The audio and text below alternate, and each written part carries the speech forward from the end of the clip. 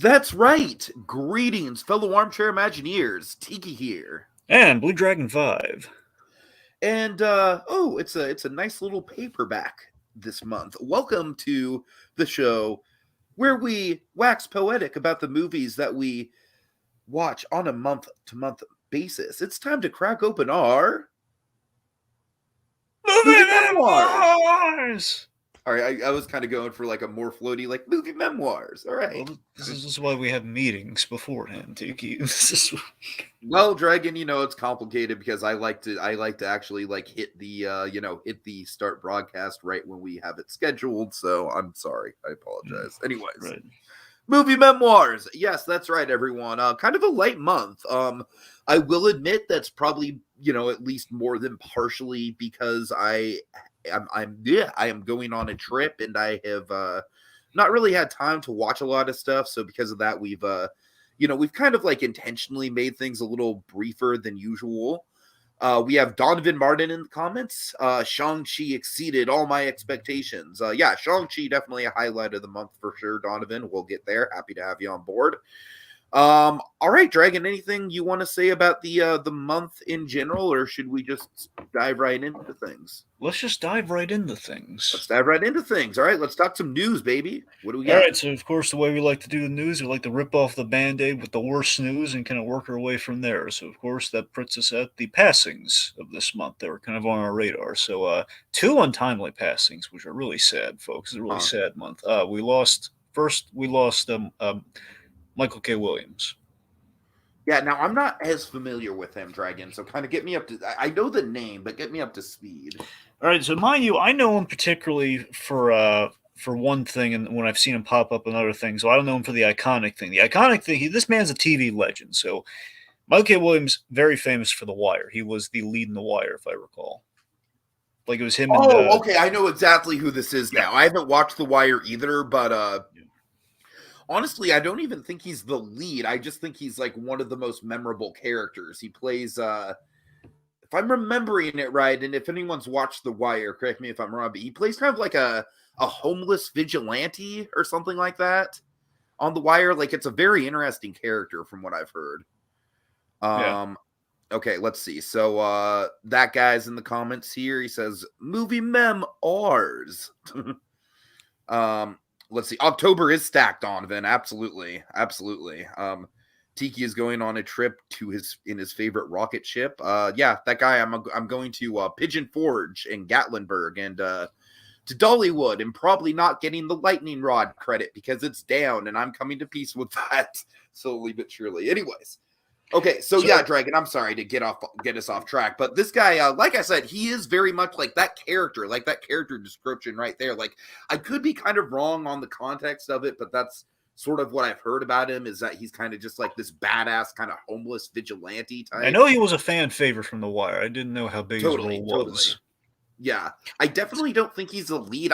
The Wire is structured. No, I think you're right. Dominic West is the lead of The Wire. I thought he was. Yeah. There's another actor who plays against Dominic West. I didn't know if that was him or not. I'm thinking not. I mean, there's a lot of actors in The Wire. It's a very ensemble show, from what I understand. I know Frankie Faison's in that. The Pops from Luke Cage. He's in The Wire. There's a lot of people in that. Right? That's what I'm saying. There's a lot of really good actors. I feel like one of these days, I feel like The Wire is kind of like prime material for us to go. I'm not promising this anytime soon, but I feel like it is something that's on both of our pop culture resumes that's kind of missing. And the old adage. What? You know the old adage where it was like when The Wire stopped, everyone went to Breaking Bad. So Breaking Bad essentially became but that's the thing Wire, about it. Like I do feel I would be genuinely curious to maybe not doing every episode, but maybe like kind of tracking our progress as we watch the seasons or something. I would be down for that in the future. I think there's some material to be had there, because we really, I feel like that's kind of like a treasure trove that's right beneath our feet with that show, honestly. Anywho. Okay. So the recent thing I really wanted you, I'm still shocked you haven't gotten around to it. I believe you still haven't gotten around to it. It's Lovecraft Country. That was the big last performance. Yeah, no, I've seen the first couple episodes. And you saw. I really liked what I saw. I'm just, I'm just kind of all over the place with my TV watching. Did you get? I can't remember. Did you? He was in one of the first 3 episodes, right? Montrose Freeman, the father, Tick's father. Did you get No, any I of don't that? think I got there. Okay, he might have been episode 4. Honestly, it might have been 4 when he popped up. I Dragon, can't I've only quite. seen through episode 2, so I don't. So even if Oh, it was episode 3, I wouldn't have seen him. yeah, 'cause I know it wasn't in 2. That's the Uh thing. huh. But Yeah. anyway, regardless, so anyway, yeah, he played the father of the main character, and he is the Jonathan Majors main Uh huh. character. Anyway, yeah, he had a really great role, a lot of depth to it. It got even better as it went along. So I mean, again, he kind of bookended his career in a big way. Of course, many people again like one of the big things for him was The Wire, which kind of cemented him in history, and there's something like Lovecraft Country, which is truly some exceptional performance. Some great acting there. Also, again, I saw him he popped up in things from time to time. Like he was in the RoboCop remake that no one really liked. I thought it was okay, A but lot of people were in that one as well. That yeah, kind of was it Cranston in that one? no, not Cranston, Michael Who am I Keaton. thinking of? There was some high Keaton. profile person in that one. Keaton. Keaton, that's it. That's Yes. what I'm thinking of. Yeah. So you had, yeah, you had. Here's I really liked the cast in the 2014 RoboCop because you had Joel Kinnaman, you had Gary Well, Oldman, you Keaton had was that was not the high concept movie that Keaton would be remembered for in 2014. sadly no. But yeah, I had a stacked cast, and he played kind of the Lewis character. Only this time was Jack Lewis. It was a guy versus Nancy Lewis, who was kind of the anyway. Point being, the original RoboCop's better, but it was nice to see him pop up in it. Regardless, Red Sea Diving Resort is the one I'd recommend people see if they want a recent movie he was in. The Red Sea Diving Resort's an underrated movie on Netflix with him and Chris Evans. They're basically trying to save people through the whole movie. It's really good. Okay. Also, fun fact. He's kind of an Easter egg, cameo in one of the MCU films. He had a brief cameo in the Incredible Hulk in Harlem. Oh man. Yeah. All right. So the other passing we had this month, I think, really kind of got us in the gut. It was Norm Macdonald. Yeah, Very this shocking. is a big one, man. Like this didn't hit me as hard because I don't really like honestly, Dragon, I know Norm Macdonald mostly for Family Guy. I'm gonna be straight up with you. I know that he is like a very, very popular comedian. I'm sure I've seen him on like, on retrospectives and stuff like that. But I haven't really seen much of his comedy actually, his individual stand-up specials and stuff like that. So I'm not really familiar with his style in spite of being very familiar with the name. But Dragon, I don't know. Here's the thing. It's like we're gonna be talking about Licorice Pizza soon, and Licorice Pizza just brought up a swell of emotions for me about Philip Seymour Hoffman's passing, and then seeing his son kind of like passing the torch in that movie, in a Paul Thomas Anderson movie. And Dragon, I kind of feel like, I am not in this demographic. I'm kind of like, it's kind of like a cultural thing for me. But there are definitely people out there. That guy says Norm hit hard for me. Where it's like, I'm sure that it hits as hard as like something like Philip Seymour Hoffman did for me back in the day. Like it's a big deal. It's a big name. Yeah. Plus, a 9-year secret battle with cancer. I mean, no. Much like Chadwick. Very much Yep. reminded Yep. me of Chadwick in that way. Yeah. Much like Bozeman. Yeah. Yeah. So I mean, Tiki, let me put it this way. Some people are just put on this earth to be funny, and that was Norm Macdonald, unequivocally. We were just lucky to have him. He turned up a lot because people liked him, people loved him, so they kind of saw his actor, they saw him appear on things like, hey, let's Am get I Norm in this. crazy, or did he do the narration in a Spider-Man game? No, that was Bruce Campbell. Yeah, That was that's Bruce Campbell. Yeah. Okay, my bad. But let me tell you some stuff you do know him from, though. Okay, so in the animated works, of course, he was the original Death, not always Death, because they changed that to Adam Carolla, but the original Death. He's in the first best season. Death Dragon. He will always be Death to me, as Well, I mean, far as come I'm on. concerned. I mean, Carolla is still pretty great, though, too. Let's not, throw him under the bus, but Well, yeah, McDonald, of course, it's the fact they couldn't maintain, kind of. I guess I don't know if it was like a forward thing or it was a timing thing or Norm might have been busy. But the fact is, we changed this. But again, he was like in the beginnings when Family Guy needed kind of a hook, and they got a good actor in there to beat Death. And this led to him popping up in the Orville. He had a really great regular role in the Orville, which I guess they're gonna have like a posthumous thing because the Orville. I forgot to add this to the news, but the Orville season 3 was announced. It's going to be. It's going to be next year. It's called New Horizons. It's going to be on Hulu exclusively. Wait, But wasn't it on Netflix before? No, it was on here. No, it was on Fox, but also okay. It was on Fox and Hulu, but now it's exclusively. That makes sense. Okay, freaking streaming services. Yep. Okay. All right, so now it's exclusively going to be on Hulu as a Hulu show. All right, folks, mark that down in the chart. Yeah, so if I recall, it should be top of next year, I think, is when the new season, the Orville's coming. Regardless, he played Yaphet. He played like the gelatinous blob, and he basically does the voice in that show, and it's really funny. Like, he was like, I think one of the great gags was, he's always hitting on the doctor on the ship, and Seth MacFarlane runs into him one day. Oh man, are you okay? He says, yeah, I'm fine. He's gelatinous. He doesn't feel anything. Yeah, no man, it's okay, it's cool. Just go on. He's a really pleasant guy. Yaphet was awesome. He was like the tech guy on the ship. Of course, the big thing I know Norm Macdonald from, one of the early things I know from, Norm the Genie on Fairly Odd Parents. He played basically himself as a genie. Oh yeah, I forgot about that. Very funny. I don't know how I forgot about that. I didn't even think about that after his passing. I'm convinced what happened towards the end, because he was in like basically the last good event the Fairly Odd Parents had, which is like the American Idol parody. I'm pretty sure up to that point they got a sound-alike for Norm Macdonald. I don't think it was him, but like the original, like the best appearances of Norm the Genie, they got Norm Macdonald. Let me tell you though, the big thing I know two things you absolutely know him from. Dr. Dolittle, he was Lucky the dog in Dr. Dolittle. That was the big. I haven't watched that movie in forever, but yeah, fair enough. Or the better, most recent one for us, Klaus. He was the sailor in Klaus. Remember? Okay, there you go. That's a better pool. All right. But one last thing, a damn good movie, man. I know it is. It's so great. I'm just saying. Anytime I get to prop up that movie, I want to.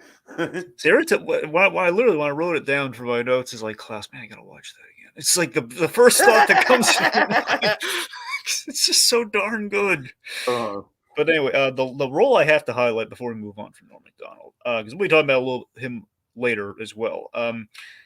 Was he played Norm Macdonald's famous for his Burt Reynolds impression. He did bear a striking resemblance to Burt Reynolds. He did a great kind of voice that sounded like a young Burt Reynolds. Anyway, so he did this impression on SNL, and on My Name Is Earl, he appeared for 2 episodes, and they're great. The first episode is my favorite. It's he plays. They literally had Burt Reynolds in My Name Is Earl as Little Chubby.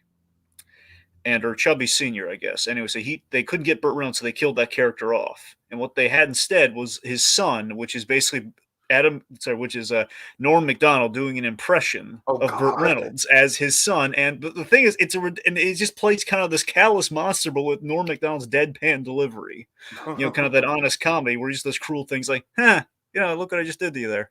It's just really funny. But the whole thing with My Name Is Earl is that Earl did something bad to him, but only the great sell of the episodes. One of the best episodes of My Name Is Earl, in my opinion, is that he actually fixed him. Like, he was such a cruel man, but basically Earl kicked him in the nuts. That was the whole thing. Kicked him in the nuts, and he became a nice guy all of a sudden. And it was just this really great. There was so ridiculous, yet it had like a great heart to the episode where Earl was trying to redeem himself and redeem that character. It was really sweet. Okay. Anyway, Norm Macdonald absolutely will be missed.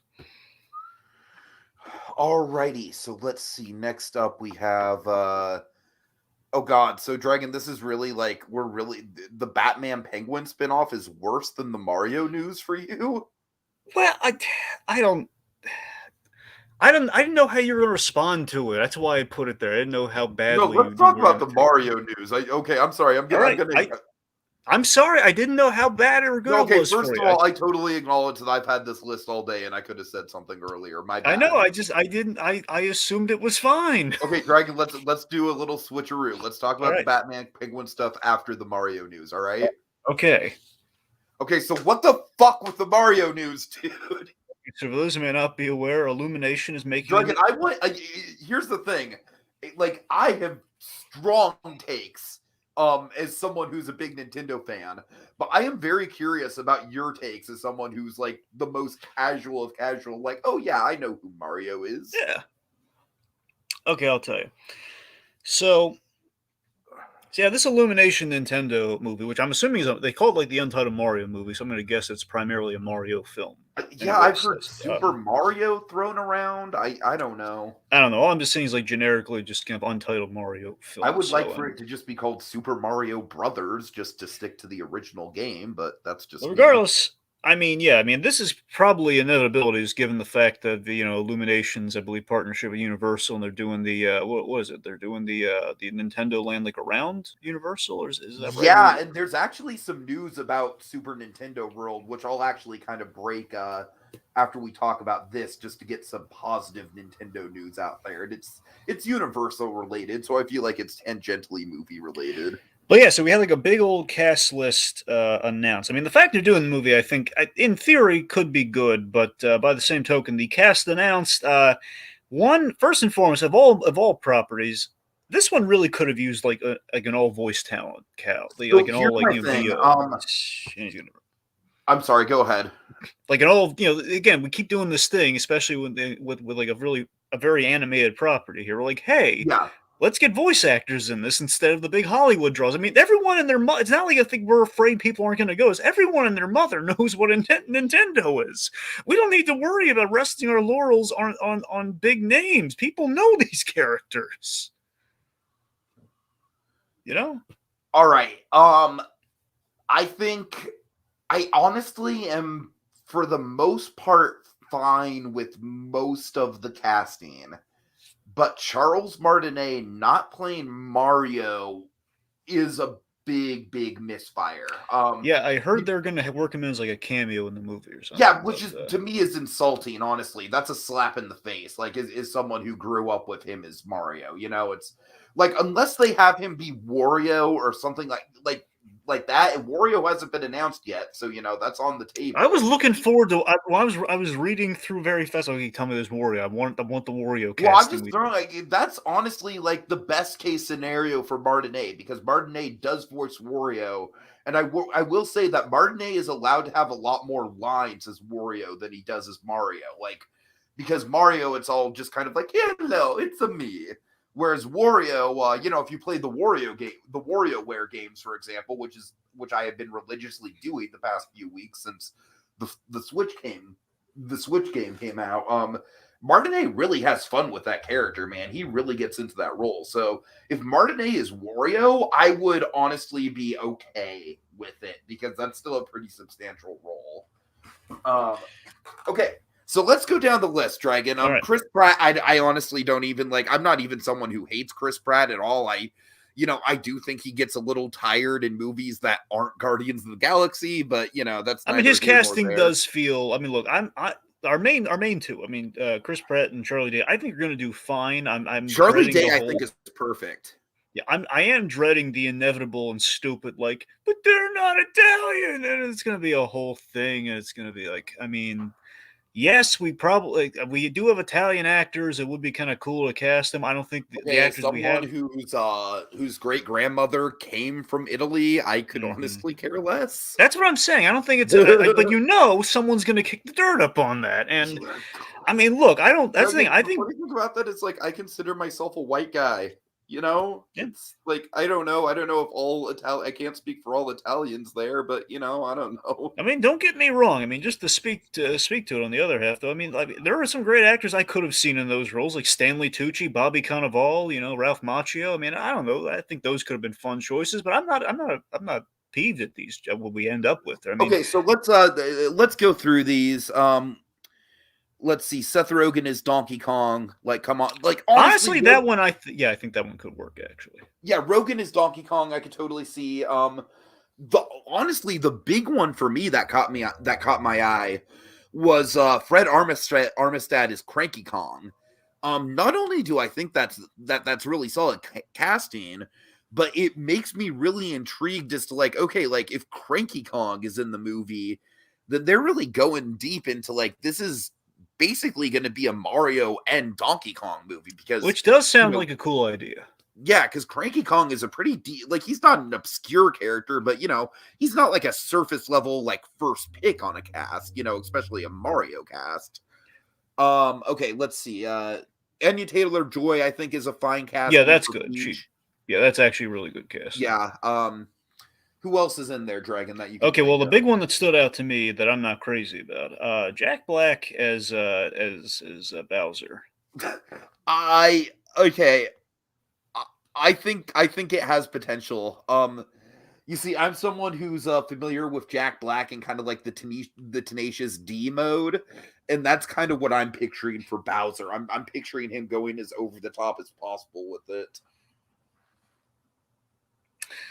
I mean, maybe, but does Bowser really seem like an over the top kind of guy, though? Yes, I mean, absolutely. no, I know. Well, I'm saying he's over the top in kind of like a light and fluffy way. I'm thinking like a little bit more like Okay, fire and Drake, that's the brimstone. thing. You're not really that familiar with the No, characterization you're that's gone yeah. down, right? No, you're right. I'm not. I'm just So going by kind of Bowser what I've has had seen. a very interesting transformation over the years. I don't want to get into the details here. I just bore you with it, but suffice to say, like Mario Odyssey in particular, kind of framed Bowser and Mario as kind of like more rivals than Bowser being kind of like the sinister force. So Hmm. so it's really interesting. You know, Yeah. anyways. Anyone else we're missing on the cast? Well, I mean, those are all we covered. All the ones I really know, Tiki. Outside of that, Okay. those are kind of the more obscure ones, at least to me. Now, Dragon, do you think the Toads or the Yoshis are going to be the minions of this movie? Well, let me ask you this: has Yoshi ever talked? No. Okay. I mean, Um, maybe in like the Super Mario World cartoon back in the day, that's what I'm maybe. saying. I wonder if Yoshi's just going to be plays like a silent character given That's a what voice. and keep in mind, Yoshi isn't just a character; it's a race. Yeah, yeah. So Like it's a species. It's basically like cute little dinosaurs. right. But okay. Toad is in the movie, but Toad is. I'm sorry, Dragon. Do you know who's playing I'm Toad? trying to think. They got. Oh yeah, that's Keegan Michael Key, I think. Okay, and that's also a solid casting choice, Yeah. I think. And Keegan Michael Key, I think, kind of fits the mold of like like he's not like a seasoned voice actor, but he is very much a comedian. I really think he's gonna blend in. Tiki, where's the bad stuff coming exactly for this? Outside of like the original Mario not doing the voice, is that And it? that's the thing that worries me, but we'll see. We'll see. Yeah, I'm not really Bowser better seeing. get a song. Yeah, Claude, welcome aboard. Happy to have you, Claude. And yeah, I agree. Claude, all I want from Jack Black Bowser is a Tenacious D style song. That's all I want. Anyways, Hmm. um, let's see. So I am also going to announce quickly for those who don't know. I mean, everyone's probably aware, but Dragon, I'll announce it for you if you're not aware.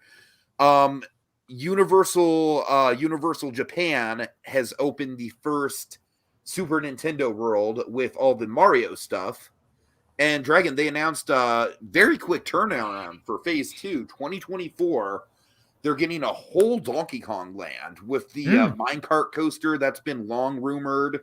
That sounds And like a good it looks idea. like it's going to be pretty expansive too. It looks like most of it is going to be kind of like this big temple where the coaster is, but it looks like there's going to be a table service restaurant.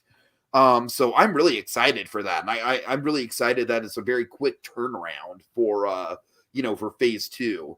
And honestly, I think at this point, because we are a theme park channel, I'm going to call it right now, folks. Universal is absolutely kicking Disney's ass right now, as far as I'm concerned, with as far as future developments go. Like Universal is handily kicking Disney's ass with future developments. Hmm. All right. So Dragon, where to next on the news? All right. Well, now we're gonna go to the Batman news. Okay, the So, Batman. Right. all right. So the Batman. It's been announced that we're getting this. The Batman Penguin spin-off show Uh-huh. on HBO Max. And right now, as it stood before, they were going to do a Gotham kind of a Gotham PD show, which again, some people are assuming Gotham Central, but we until we hear that title, these are all assumptions. Regardless, it's set in the same universe as the Batman, kind of like I believe, sort of like a year one situation, like a year before, the Batman. And anyway, so now we're getting another show, which is based off the Colin Farrell Penguin. It's going to be Yes. about it's going to be a prequel of him. Okay, so I'm intrigued by this. I'm much more intrigued by this than the Gotham Central idea. Just because Colin Farrell Penguin is definitely like outside of the Pattinson of it all, has definitely been the most intriguing casting choice for this movie for me. They did And say something about this show. yeah, go ahead. That's going to be very much kind of like, I'm pretty sure this was officially what they said. It's going to be very much kind of like the Scarface rise of the Penguin. Oh, yeah, you see, that gets me. Like, if it's a more legitimized take on what was already a pretty decent Penguin arc in Arkham, that kind of sort of barreled out into insanity towards the end Well, of that you mean show's Gotham? run. If they could keep it on track, I would say season 1 of Arkham, Gotham. or I'm sorry, not Arkham, I'm sorry, Gotham, my bad. I like that show, but we don't have that show. Yeah, season 1 of Gotham was a pretty damn good, like Penguin coming to power story. It was indeed. So they could really legitimize that into like a Scarface type of thing. I'd be excited. Yeah, I mean, let me tell you the only fear I have.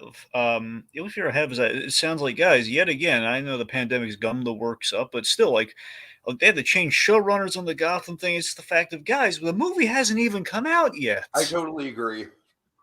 And I mean, look, I'm sure he's going to come. Farrell's a great actor. I kind of worry. It's like with the Suicide Squad. It's like, I love that movie. That movie's one of my favorites of the year, but it did not perform well. And I kind of feel the pressure from James Gunn with the Peacemaker show now.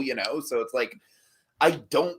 And granted, I'm sure that the Batman is going to make more money than the Suicide Squad. I mean, it sounds like Warner Brothers is still very happy with James Gunn. They want him back for a lot more. Oh, I'm sure. I think the critics like the Suicide Squad movie, just financially, But never mind, none of the movies are really doing great financially. And of course, it was HBO too. That was a big factor. Yeah.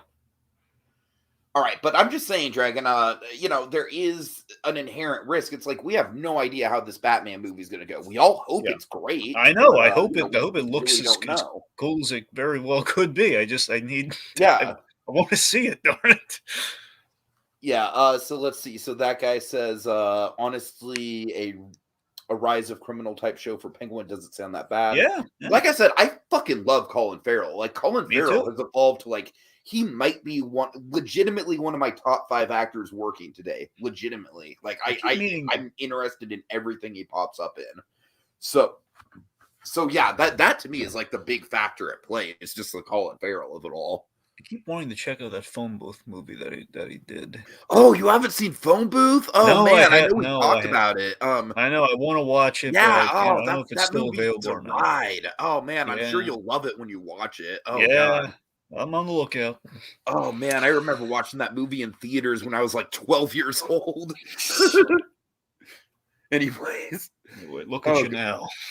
Okay. No, I'm just saying, like, for a 12-year-old, that was like a super white knuckle movie to watch in theaters. Yeah. Okay. Anyways, what's next? Okay, let's see. I believe, yes. So we have so we've announced 4 open slates for the MCU starting in 2024, presumably the Phase 5 slate. Unless basically Fantastic Four, we don't know when it comes out.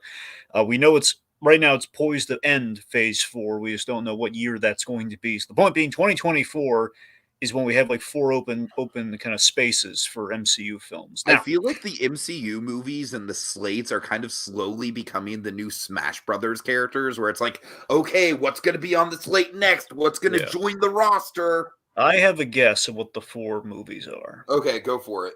Okay, now I could be wrong here. I'm just guessing. One of these sounded almost entirely confirmed. Deadpool 3 sounds like it's probably going to be the first of this lineup.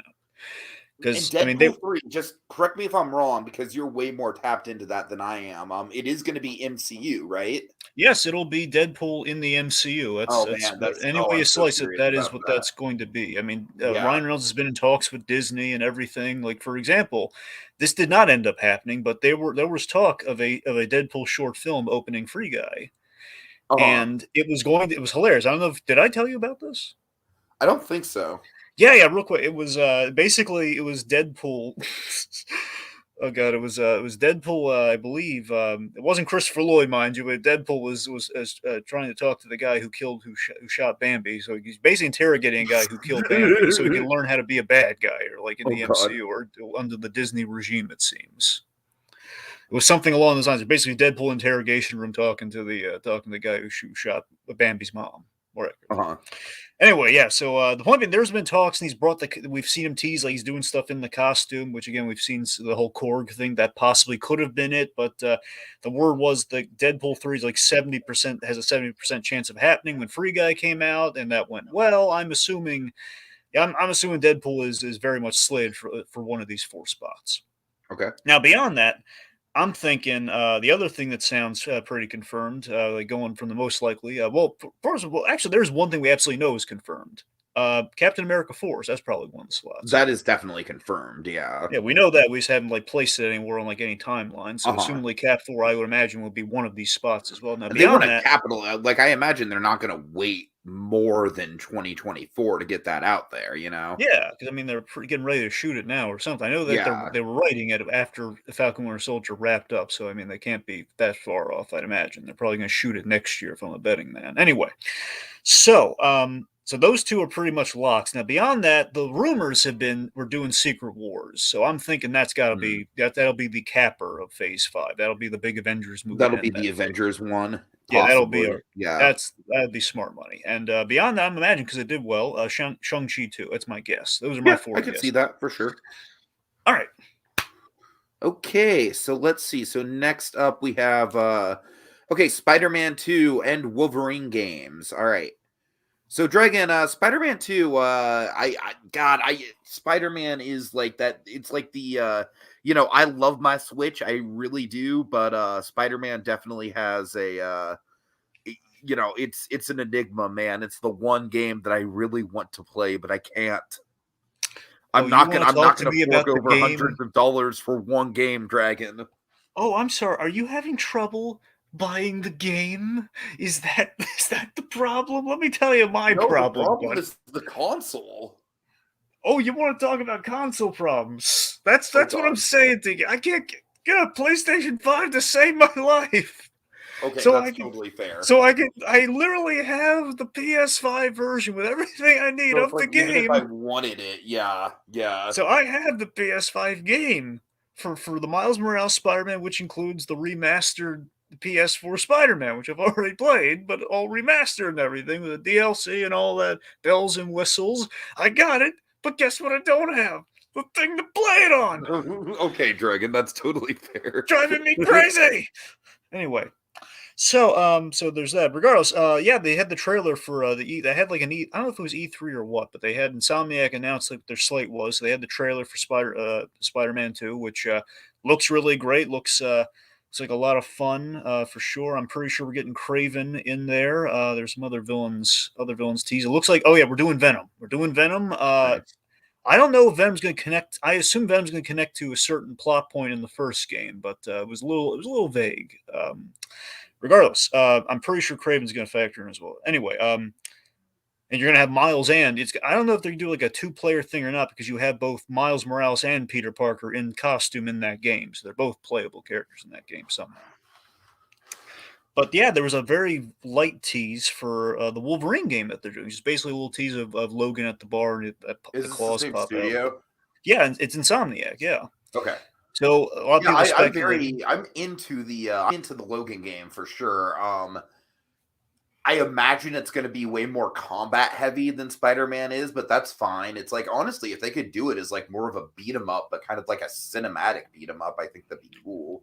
Oh yeah, remember Spider-Man? It's pretty much like the Arkham games, just with Spider-Man. So it's pretty much has combat in there too. So it's but yeah, I mean, the big question is: are they in the same universe? Are we building like an MC, like a whole cinematic universe with an Insomniac universe of the Marvel games, which would be amazing if they're doing that. We go with Logan next. And also the question I have, if we're going to go the R-rated route, because even though it was based on the worst movie, the X-Men Origins Wolverine game far exceeds the movie and is great and is violent as all get out. So that's. I wonder if we're going to go R-rated like that one, because that was a big success for them. Again, so much so it exceeded that not-so-good movie. Yeah, it'd be cool to see a more R-rated take on Marvel from the same studio, for sure. Unfortunately, we have an expert in Insomniac, but he's not here right now, so we can't ask him, like, does Insomniac do violent games usually? Have they ever done the R-rated game? Like, would that be in their wheelhouse or what? But all right, so I'm going to shout out a few comments here. That guy says, who's going to join the roster? That's exactly what the MCU is for me at this point. I'm almost more interested in learning who's joining than the actual movies and shows. Donovan says, "You guys hear that Joker 2 is active development?" I did not hear that. Dragon, did you? I don't know. No, I didn't, because I mean, Joker 2 was talked up more so after like many movies. Sequel talks always after the movie comes out, and just kind of tapered off after a while. And I heard like little murmurs of like, "Hey, the Joker 2 movie sounds like it might be happening," or like they might have paid Todd Phillips like a king's ransom or something. I'm not sure. Yeah, I mean, I don't know. It sounded really dead, so not doing it. But then again, money talks. I don't know. Yeah. Okay. Claude says these are some of the guest stars for the Proud Family revival, and Huh. definitely some of the names definitely stick out to Yeah, me. I really like Brenda Chance the Song. Rapper. Yep. Jane Brenda Lynch. Song, Leslie Odom Jr., Tiffany Haddish, Jane Lynch. And any stick out to you, Dragon? Well, again, I love Jane Lynch, Brenda Song, and let's see, Lizzo. Lizzo's in it. I keep hearing Lizzo. Lizzo keeps popping up on the news. It's gonna be. I think she's tailor made for the Proud family. That could be fun. Yeah, Little Nas X is another one where it's like I keep hearing his name, even though I feel like he's like a generation removed from me as far as like music goes. Wait, Little Nas But, is a guy. Yes. Huh. Oh, there you go. Yeah. All right. I mean, Leslie Odom Anyways. Jr. though. That's a good pull for the Proud It family. is a good pull for Proud Family for sure. Yeah. Donovan says, "I heard that Insomniac and PlayStation are mapping out a Marvel Games Ooh. universe." That makes me really excited. If that's what they're can see doing. that, yeah. That could be great. That guy says, imagine someone buying the Spider-Man 2 game and going, "Where's Tom Hardy?" Oh god. But even in the Wolverine trailer, you have to put in your age. Is that true? I don't know about that. I just saw like a little. I didn't really see where they put an age. I don't know. All right. Huh. Anyways, okay. What's next? All right. Next. Okay. So Christopher Nolan. Yeah. Okay. So I'm really excited about this one. I'll take the lead on this. All right. So what's Nolan doing? So first of all, Nolan is now working with Universal after after all the hoopla with HBO and Warner Brothers. He's very butthurt over HBO with Max's big marketing thing this year. Pretty much. And so he's working with Universal, and he is developing an Oppenheimer film. And yes, Robert Oppenheimer. Go ahead and tell him the premise, Dragon, for those who don't know.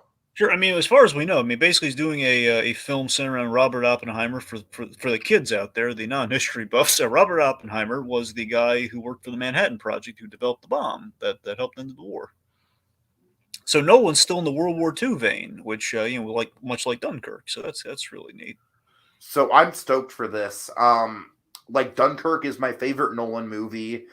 I think this is definitely a movie where Nolan could have a lot of fun with the structure. I think it sounds like a really fascinating character study, and also like a study of I don't know, like I'm down for this, man. I think this is a great pull with Universal. I love that it's a super dark movie, but I could tell you it's very high concept for him. Like for a war movie, it's a very high concept war movie. I'm going to tell you my hopes are, is given what Nolan's done before. A big thing is when I heard this, the thing it's I saw this and I looked, I double checked, the Oppenheimer. Like, it's that he's doing that Oppenheimer, right? Like, yes, he is.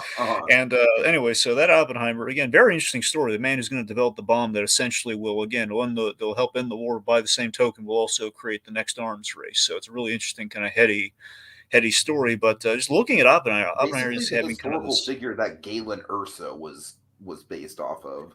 Yeah, exactly. So that's the man who triggered the Death Star, essentially. Yeah, and what interests me is that you look at Oppenheimer, he's kind of he's an interesting looking guy, and like a single black and white snapshot. It's like this guy interests me. This guy seems like he'd be up Nolan's alley, and it takes me back to The Prestige with Tesla, where you saw what he did with Nick Tesla with David Bowie.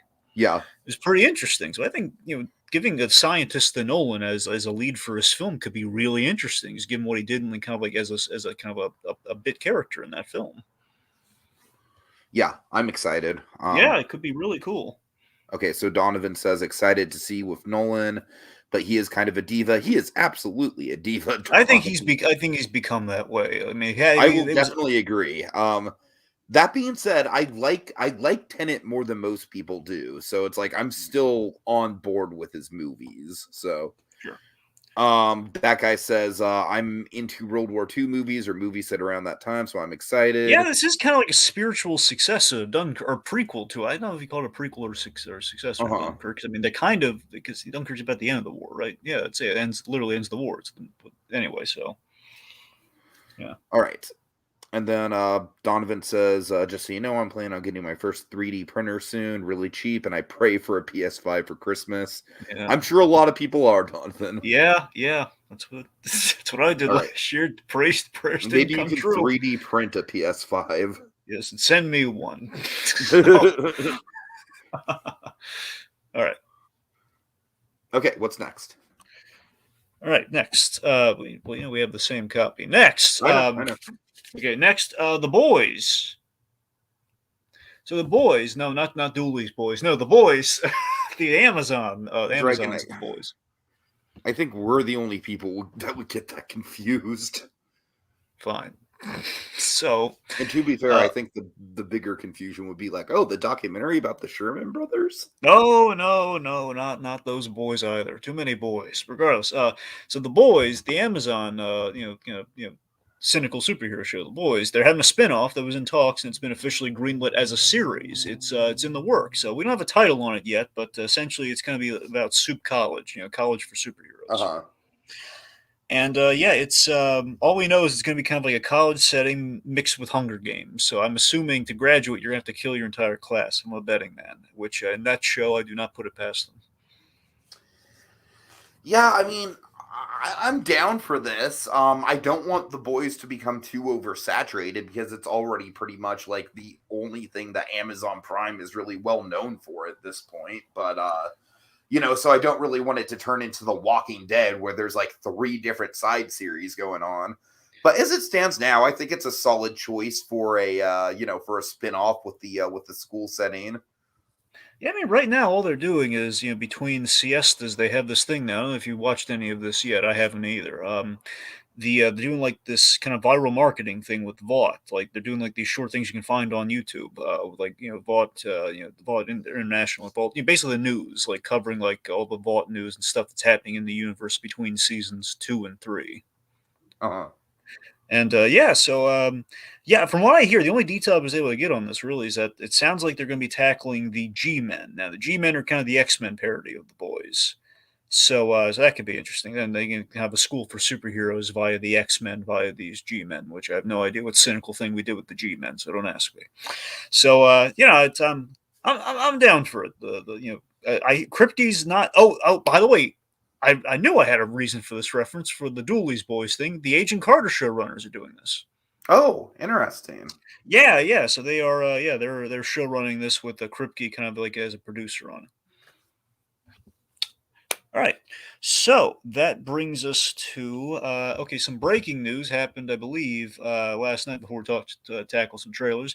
All Rise, the judge show, the show about judges and lawyers and stuff with Simone Missick and Wilson Bethel, Bullseye, Misty Knight. I genuinely didn't know you were that big of a fan of this show to put it on the news. Yeah, I really liked it. It's a really good show, and it was. Of course, obviously, the biggest thing I know of it is like a certain friend of ours that popped up in an episode. But that's what I'm saying. I really like the show. Again, like I said, ABC's was having, still is having tremendous luck with re-energizing the procedurals, and this is the legal procedural they've been doing a really good job with. And not making just kind of the run-of-the-mill thing where you actually have some good stakes and stuff. Regardless, it got canceled after season 2, which is kind of sad because I liked it and I liked a lot of people in it. It got revived for season 3 on the OWN network, so I got to see how I can watch, if I can even access that. Buddy. Yeah, so we'll see how that goes. But regardless, hey, it's back. All right. Okay, time to talk some trailers. Oh boy. Yeah. Okay, so we got 3 trailers. We're gonna just kind of highlight here. Okay, so Licorice Pizza. This is the new film from Paul Thomas Anderson.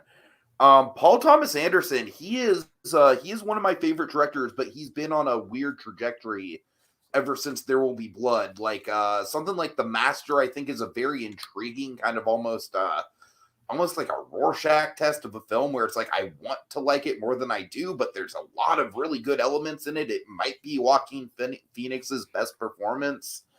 But then after that, we get Inherent Vice, which is pretty much like Once Upon a Time in Hollywood, but like a lame version of that kind of premise.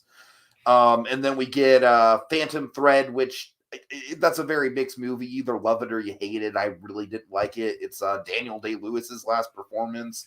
I really didn't think it held a candle to There Will Be Blood as far as Paul Thomas Anderson working with Daniel Day-Lewis goes. So Dragon, I was almost ready for Paul Thomas Anderson to be like, all right, like, I don't know, like this guy's got to wow me again. And so yeah, this trailer came out and it wowed me. Dragon, I know you probably care less about this trailer, and that's fine because you're not a Paul Thomas Anderson guy. But there's something about the way that this trailer's edited. And granted, it's obviously it could just be a trailer, but for me, this is kind of like all the best bits of Punch Drunk Love, Magnolia, and Boogie Nights. And those three, to me, as much as I really like There Will Be Blood, is a obvious showcase of acting. And I think those three movies are kind of like the heart of Paul Thomas Anderson's filmography. And those three movies kind of being rolled together into this into this crazy love story, and kind of like the setting. And of course we have Bradley Cooper as John Peters. See, that's the element that stood out to me most. I'm that's sure the it I is, care yeah. about is the whole, oh my God, we have one excellent casting. Bradley Cooper as John Peters. That's okay. amazing. That is obviously like the big casting, but Dragon, I want to just point out this cast because I really feel like this is a who's who of like eclectic casting in the best way. So you have Philip Seymour Hoffman's son. I've already said I have been super emotional since this trailer came out. Just kind of like Philip Seymour Hoffman to me was honestly one of the hardest celebrity deaths I've ever dealt with, just because it came out of nowhere. I kind of idolized the guy back in high school. I had a poster of him on my wall. So his death really shook me. Like it was very much like it was almost kind of like a black hole of talent got swiped out from under us. And of course, I think some of Philip Seymour Hoffman's best movies were with Paul Thomas Anderson. And so, so seeing his son just in that starring role, it genuinely gets me emotional. And then you have Alana Haym, who I just think is a really interesting casting choice, just because she's, she's from a band. She's from a band called Haym, which is just, her sisters just in a rock band. She's not really a traditional actor, but I think she's got a good screen presence to her based on the trailer. Tom Waits, kind of carrying on the Tom Waits has been in other stuff, but it's great to see him again. Sean Penn. I mean, when's the last time we saw Sean Penn in anything? So it's like, yeah. I don't know. Like, this is just like, it's such an eclectic cast. And like I said, I really love how the trailer is composed. I love how it kind of like builds to that big crescendo at the end. Like, it has me, man. I'm probably going to doom the movie right now, because movies that I deem as my most anticipated for the rest of the year usually become underwhelming. But fuck it. It's my most anticipated for the rest of the year as far as I'm concerned. And there's the chef's kiss of death. Yep. Okay, really quick, Dragon, let's see. Okay. Mando's begun filming. This is the way. Yes, sir, it is. Yeah.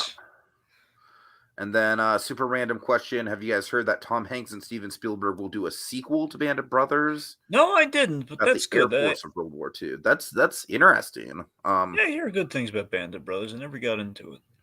Yeah, same. Yeah. Was Spielberg involved in Band of Brothers? Yeah, it's him and Tom Hanks, yeah. Like, did he direct all the episodes? Well, that's the thing. I think they produced it, Tiki. I don't know. I don't think they directed it. If he directed the episodes, that might be a way to extend Spielberg month. Well, that's what I'm saying. That's why we haven't had that, because it would have been a point of conversation. Spielberg's done this like his whole TV series. Yeah, right. I'll be shocked if he directed, like, let's say, more than bare minimum one episode, but I don't even think he's anyway. Okay, so other trailers. So Stranger Things. Things. Dragon, I got to admit, I'm kind of over Stranger Things at this point. The trailer looks cool, but by the same point, it kind of looks like more of the same. I mean, I thought the haunted house angle might kind The of get haunted you, or at house least. angle is definitely cool, but I kind of feel like we're just kind of like every season is kind of like, okay, now we're gonna get this location, and I don't know. I'm sure it'll be a fun binge, but I'm not really stoked for it. I'm just being honest. I mean, really, I mean, that's fair, Teague. I'm just saying, every experience I've had with everyone with Stranger Things are on the edge of their seats wanting more because of, again, the pandemic having struck and delayed Maybe it for I'm so just long. not a big Stranger Things guy, just in general. I really think that might be it. I mean, I don't know. I just really never got attached to the show in the same way a lot of people did. To me, it's like it's a fine show. I think it leans way too heavily on the 80s of it all, and honestly, I don't think the characters are all that great. There's good characters. Some of them are better than others. I don't know, Dragon. I just think the show's a little overhyped for me, but like I said, I still think it'll be fun. I'm just, I don't know what you want me to say. I'm just kind of not really on the edge of my seat for it. All right, okay. Wish we would have said we don't have much to say on Stranger Things with the trailer, but yeah, Well, it's. I'm sorry. I mean, Let's talk about Nightmare Alley. This is something I think we can both get on board for. Yeah, this I think if anything's gonna rob Licorice Pizza for like best movie of the year for me, it might be this. I don't know. Like, I don't know, Dragon. Like we have this. We have One Night in Soho, which had another trailer that looks great. Like, there's some really strong contenders. Yeah, I gotta tell you, of course, I adore The Shape of Water. I think it's Del Toro's masterpiece, and just seeing what he's going to do next, and honestly, rewatching the That would trailers. be Oh a my, correct statement if it was Pan's Labyrinth. okay. Go ahead. I'm sorry. Anyway, regardless, rewatching Nightmare Alley's trailer, it's really, again, I think it's the cinematography looks great. Of course, the cast is top tier. It's Del Toro adapting a novel. He's adapting this novel from the '40s, and as he's kind of been hyping up, no supernatural elements at all in the story. Yeah, which I think is really interesting for him. Because obviously I think it's going to be a mood piece for one. I don't know. I'm a little bit worried about it because I don't necessarily think he does the best at characterization. I'm not saying he's bad at characterization. I'm just saying his characters are not the most complex, if that makes sense. Well, I mean, regardless, he's in uncharted waters here. So Yeah, yeah. that's the interesting thing to see too. We saw what happened with Nolan, like with I don't know if Dunkirk would necessarily be uncharted. He was getting ambitious with Dunkirk. It was an experimental film that paid off tremendously. So in that regard, I think it's going to be interesting to see him kind of really put himself out there with something that is not usually his wheel. It's kind of his well. His Sure. wheelhouse, so to speak. Regardless, from all I really know about the premise is that it's kind of like a carny who gets conned by a doctor. I think that's kind of the gist of the premise. Which, okay, and with that in mind, I love the carnival setting. That definitely is the thing that has me the most intrigued. If Willem Dafoe is Um, kind of the kind of Willem ringmaster of Dafoe is a Carnival carnival Barker. barker. Yeah. Like, yes, it's basically him. Just it's basically like a sequel to The Lighthouse with his performance. Mm. Yep. All right. Yeah. So I'm looking forward to Nightmare. I don't know if I'm going to be able to. Just given how much trouble I had with Shape of Water the first time, I don't know if I'm going to be able to see it in theaters. Then again, we're very desperate to get things in theaters, so it probably won't be as exclusive as it was last time. I don't know. We'll Well, see. I I will will. say this. It is one of the very few Oscar contenders this year Hmm. that has not screened at any festivals yet. Hmm. I So they are see. very much holding on to it. Okay. Well, we'll see. We'll see what happens. But I mean, at some point, I will absolutely see this. I just don't Uh-huh. know when. Okay. And that rounds us out. All right. Well, folks, I'm sorry, Dragon, that felt like a particularly long news reel. Yep. Let's get to TV. Okay, Rick and Morty season 5. This season was a roller coaster, man. I genuinely feel like this season had some of the best episodes and easily some of the worst episodes of the whole show. Well, I think at least one worst episode of the entire show. Definitely one worst episode of the entire show. Yeah. Definitely. I think, honestly, the way it boils down for me is if we I have one honestly worse. think the Voltron episode is like maybe in contention just because I'm that put off by the frickin' incest baby. That's fair. Well, this I is just what I'm don't saying. think there's So, a lot going on in that episode, anyways. well, that's my point, Tiki. So, with the exception of the one that absolutely is the worst episode, I think the problem of the season until basically the last 3 episodes is that we have. I think the A story and the B stories just keep flip flopping. That we can't just get an episode where all the storylines work. It's like, okay, well, the A story Yeah. works or the B story Yeah. works, but then the other one does not, or the other one's not clicking, or something's not going great on it. It's like, it's in the middle of the road. Where again, it basically builds to the last 3 episodes, which actually are quite exceptional. I really think the last 3 episodes are like, I mean, it doesn't live up to like the. I don't think anything in the show's ever going to live up to season 2 because, frankly, they just don't like. It's an entirely different animal than it was in season 2. It's just like it's almost impossible to replicate that sort of lightning in a bottle that was season 2.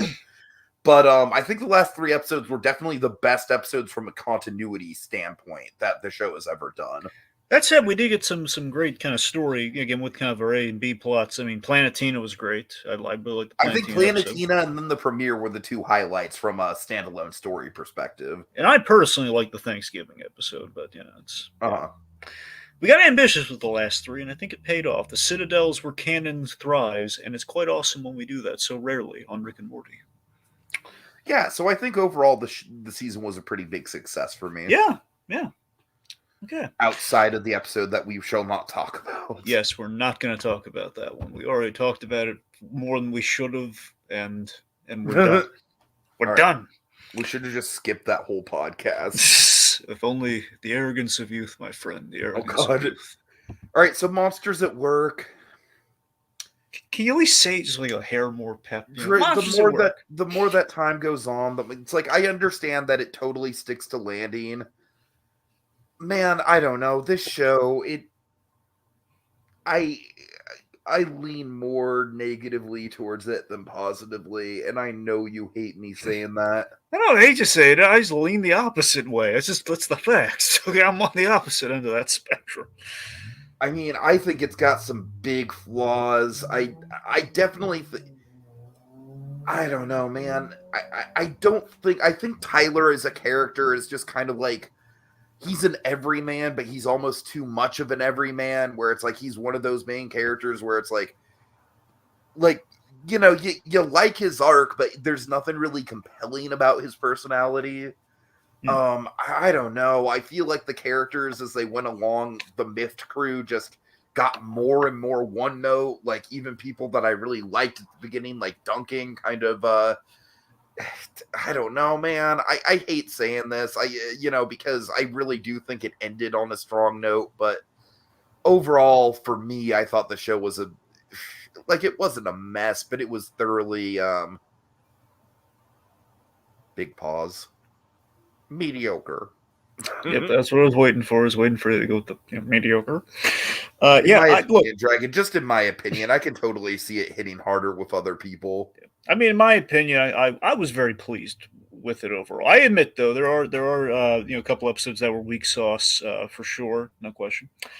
But and I think we ended. I think we ended things very successfully. They thought the ending was was perfect. There's some standout episodes like the adorable snowman I really liked. Again, I love kind of our premise at the start. So I think it had some good episodes, but also some episodes just kind of fell by the wayside. And I mean, I just like that we kind of had we filled this gap in the story of Monsters Inc. and we kind of facilitated that world building in a really clever way, both celebrating Monsters University and Monsters Inc. and in a way I think comes together at the end. But again, they're new to the TV thing, Tiki. They're learning as they go, and hopefully by the time we get to the their first real original, kind of like the Win or Lose show, that's where it's all going to kind of pay off tremendously. So we'll of course.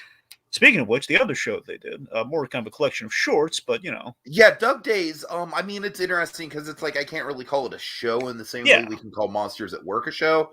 Yeah. I do think that Doug Days is an improvement, though. It's like a short form show, if that makes any sense. But yeah, Doug Days was a bittersweet timing, of course. Would you call Doug Days a micro series?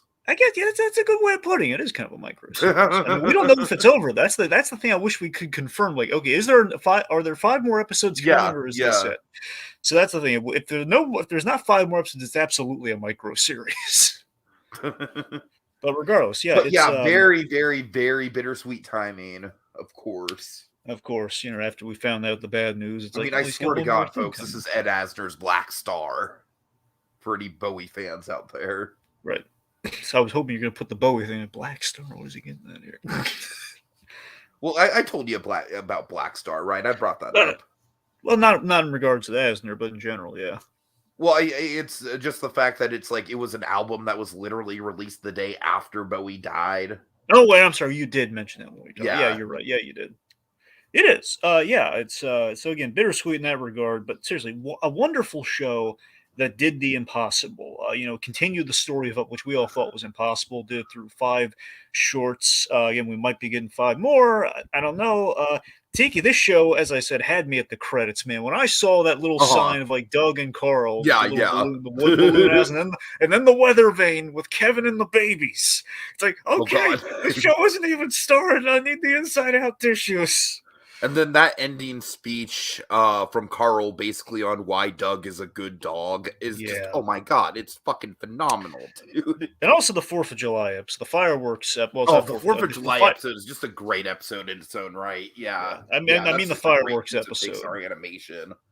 Yeah, it's great. It also just, I've kind of been a bit repetitive on this point with Doug Days, but I'll say it once again for good measure. The thing that I respect the most about Doug Days is I feel like, Up for the longest time has kind of had this legacy of like everyone just goes nuts for Married Life. Like Married Life, and I still think that Married Life, top to bottom, is the best scene that Pixar has ever done. Like it is Pixar's magnum opus in one scene, in my opinion. Possibly, yes. But I feel like with Asner's attitude towards Doug and Kevin and, just him just thinking it's so sweet that, the great dog finds a great owner and, and the kid finds a father figure, and Asner, that was kind of like the big thing in the story that really resonated with him. And so I really give Doug Days a lot of credit for, really highlighting that part of the Up story. Yeah, and the thing I applaud the micro series, whatever we're calling it, most for, is that the whole series is about the spirit of adventure in suburbia, which is the hallmark of Up, which is the big lesson, and the scene that the only scene that possibly I still think that at the beginning of the 4th of July episode, Carl full on goes into Carousel of Progress mode for a minute.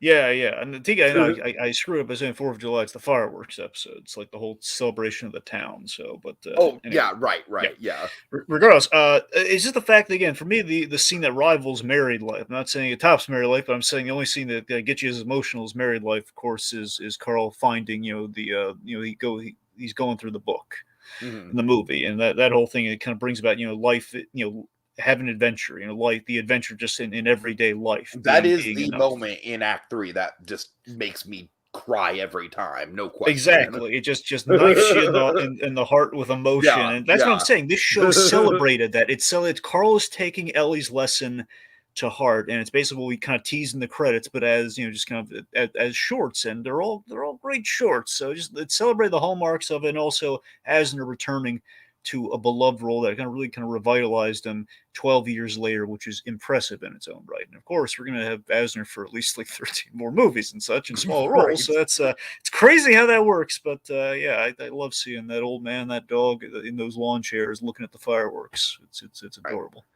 Okay, Iron Fist season 2, Dragon. Yeah. Honestly, this just kind of fell off our radar. We were planning on doing it with Shang Chi, but honestly, Dragon, I think it kind of worked out. Like it was kind of like making the best out of a bad situation for when we ended up uploading it. Yeah, because we uploaded it literally the day that it broke the record, or tied the record for longest consecutive weeks that an MCU movie's been at the top of the box office. So I consider the Iron Fist podcast that we did kind of like in celebration of Shang-Chi's success. That's what we're going with, sure. Yeah. Dragon, look, Iron Fist season 2, it is what it is. It's a slight improvement over season 1.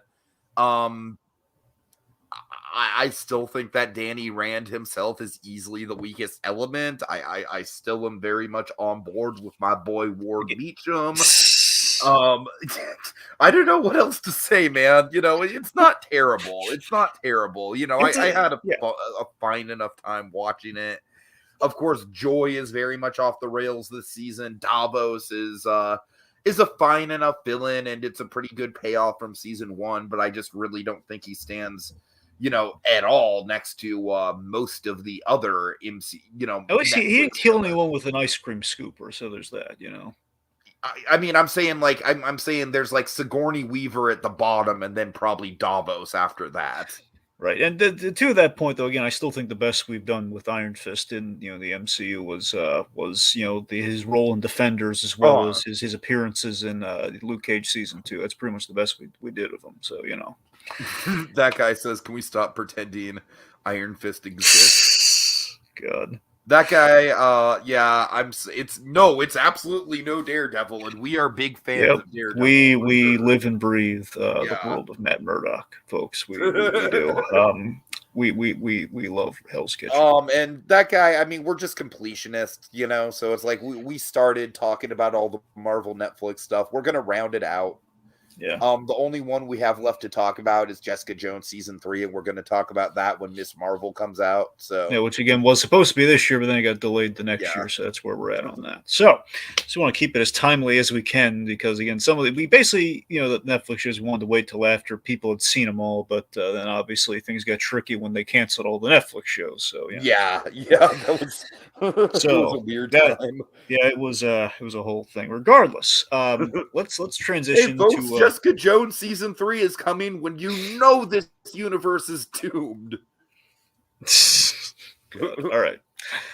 Okay, let's tackle another Netflix show, or at least a show that was saved by Netflix and went on. Lucifer, season 6, the final season. Gaga for the Lucifer, man. I'm hearing so much hype for this show. I keep telling you, Tiki, I love this show, man. I don't have it. You know, it's like maybe once I get back from my trip, I'll slowly but surely catch up on stuff. But so let me describe season 6. I won't give anything away. Let me just describe it overall.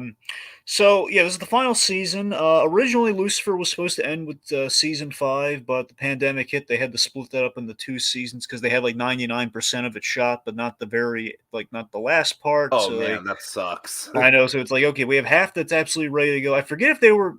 To be fair, the plan might have been from the beginning to split it up in 2, but that second half got delayed because of the pandemic and the 99% shot thing. Regardless, so what happened is when it was on break because of the pandemic, it got renewed for a 6th season, which is like, okay, well, there's a wrinkle. yeah. So let me put it this way. I think what ended up happening, and mind you, again, season 5 is still fantastic. I'd say part 2 of season 5 and season 4 are the best seasons of Lucifer, period. I love those seasons. I mean, 5 in total, sure. I'm saying part 2 is even better than part 1. Regardless. So what happens with season 6, in my experience, is that, mind you, it's no House of Cards season 6, which was a disaster, which was a train wreck, but it was a mixed result.